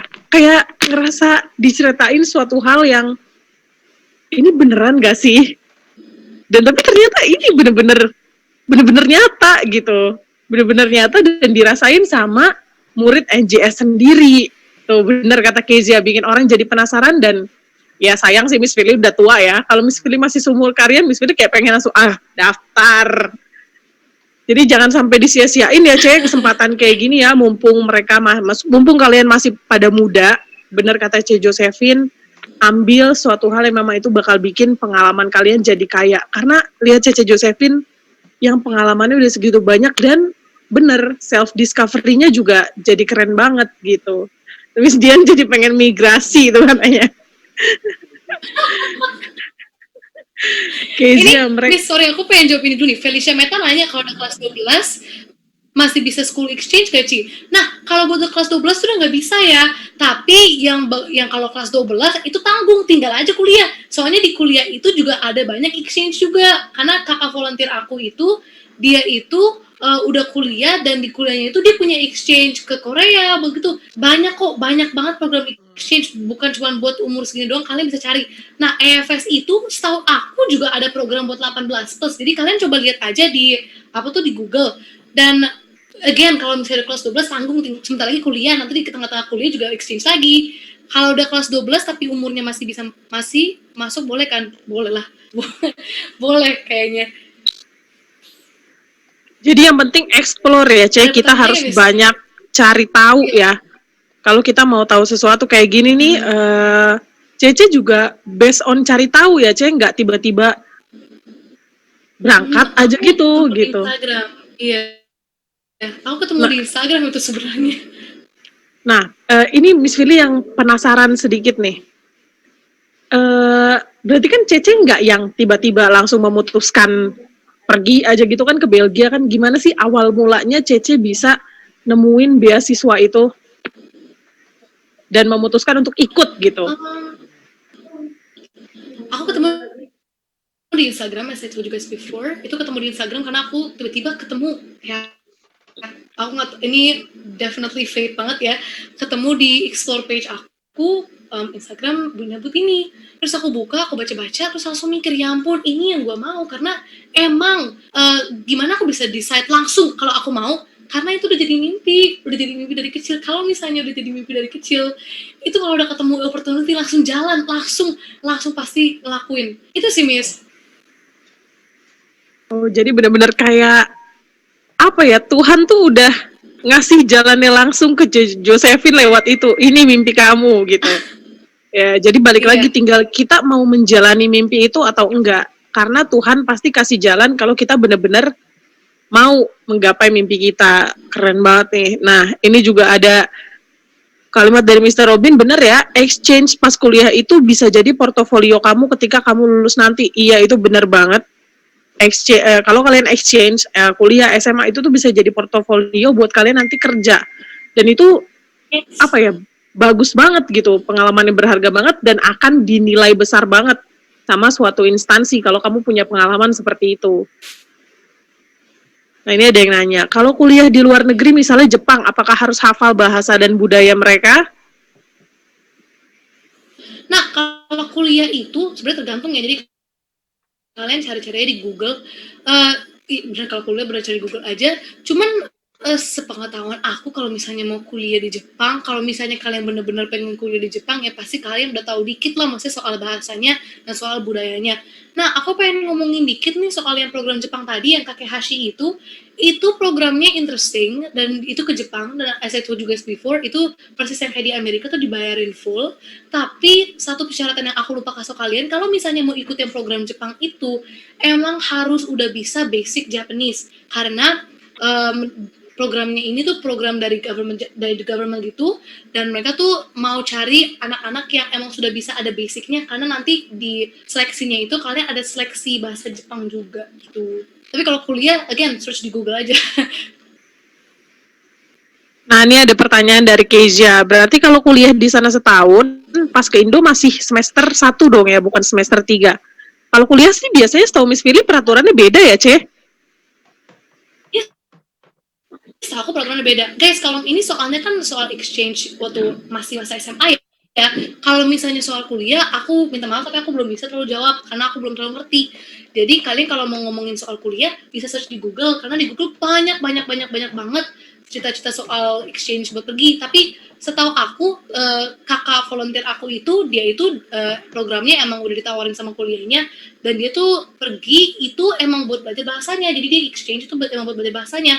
Again, aku kurang ngerti soal kuliah, jadi kalian kalau mau cari di Google. Kalau emang mau, pasti kalian nggak bakal malas buat cari.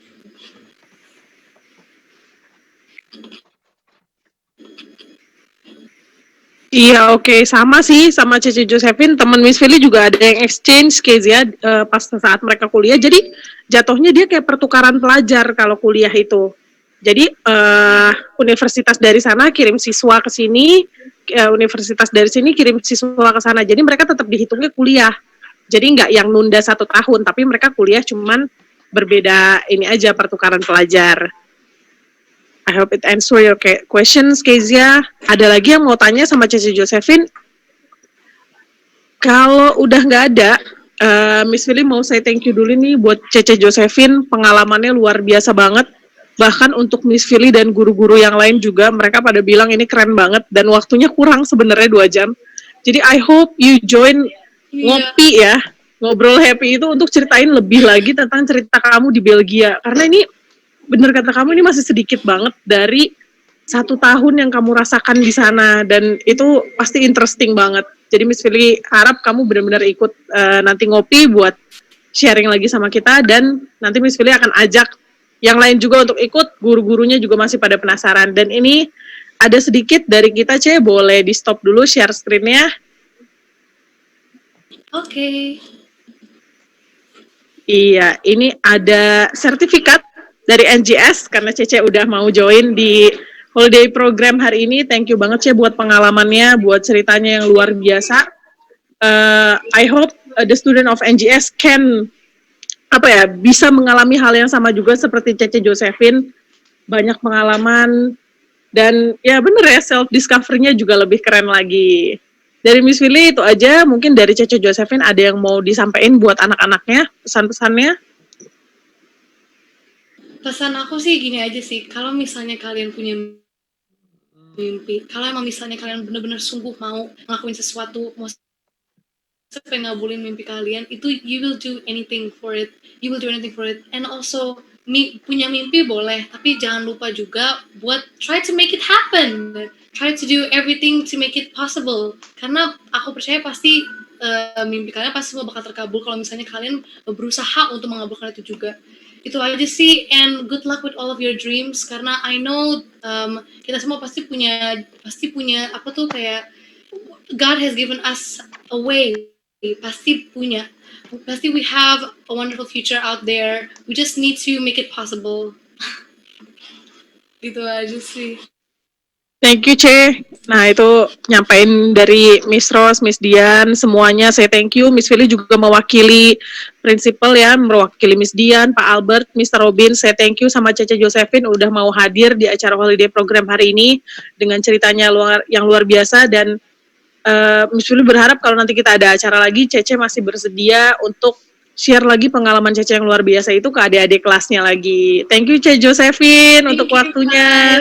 Dan thank you semuanya, siswa-siswa NGS, Miss Mister, udah mau join di holiday program hari ini. Thank you. Thank you, bye. Bye, C. Thank you.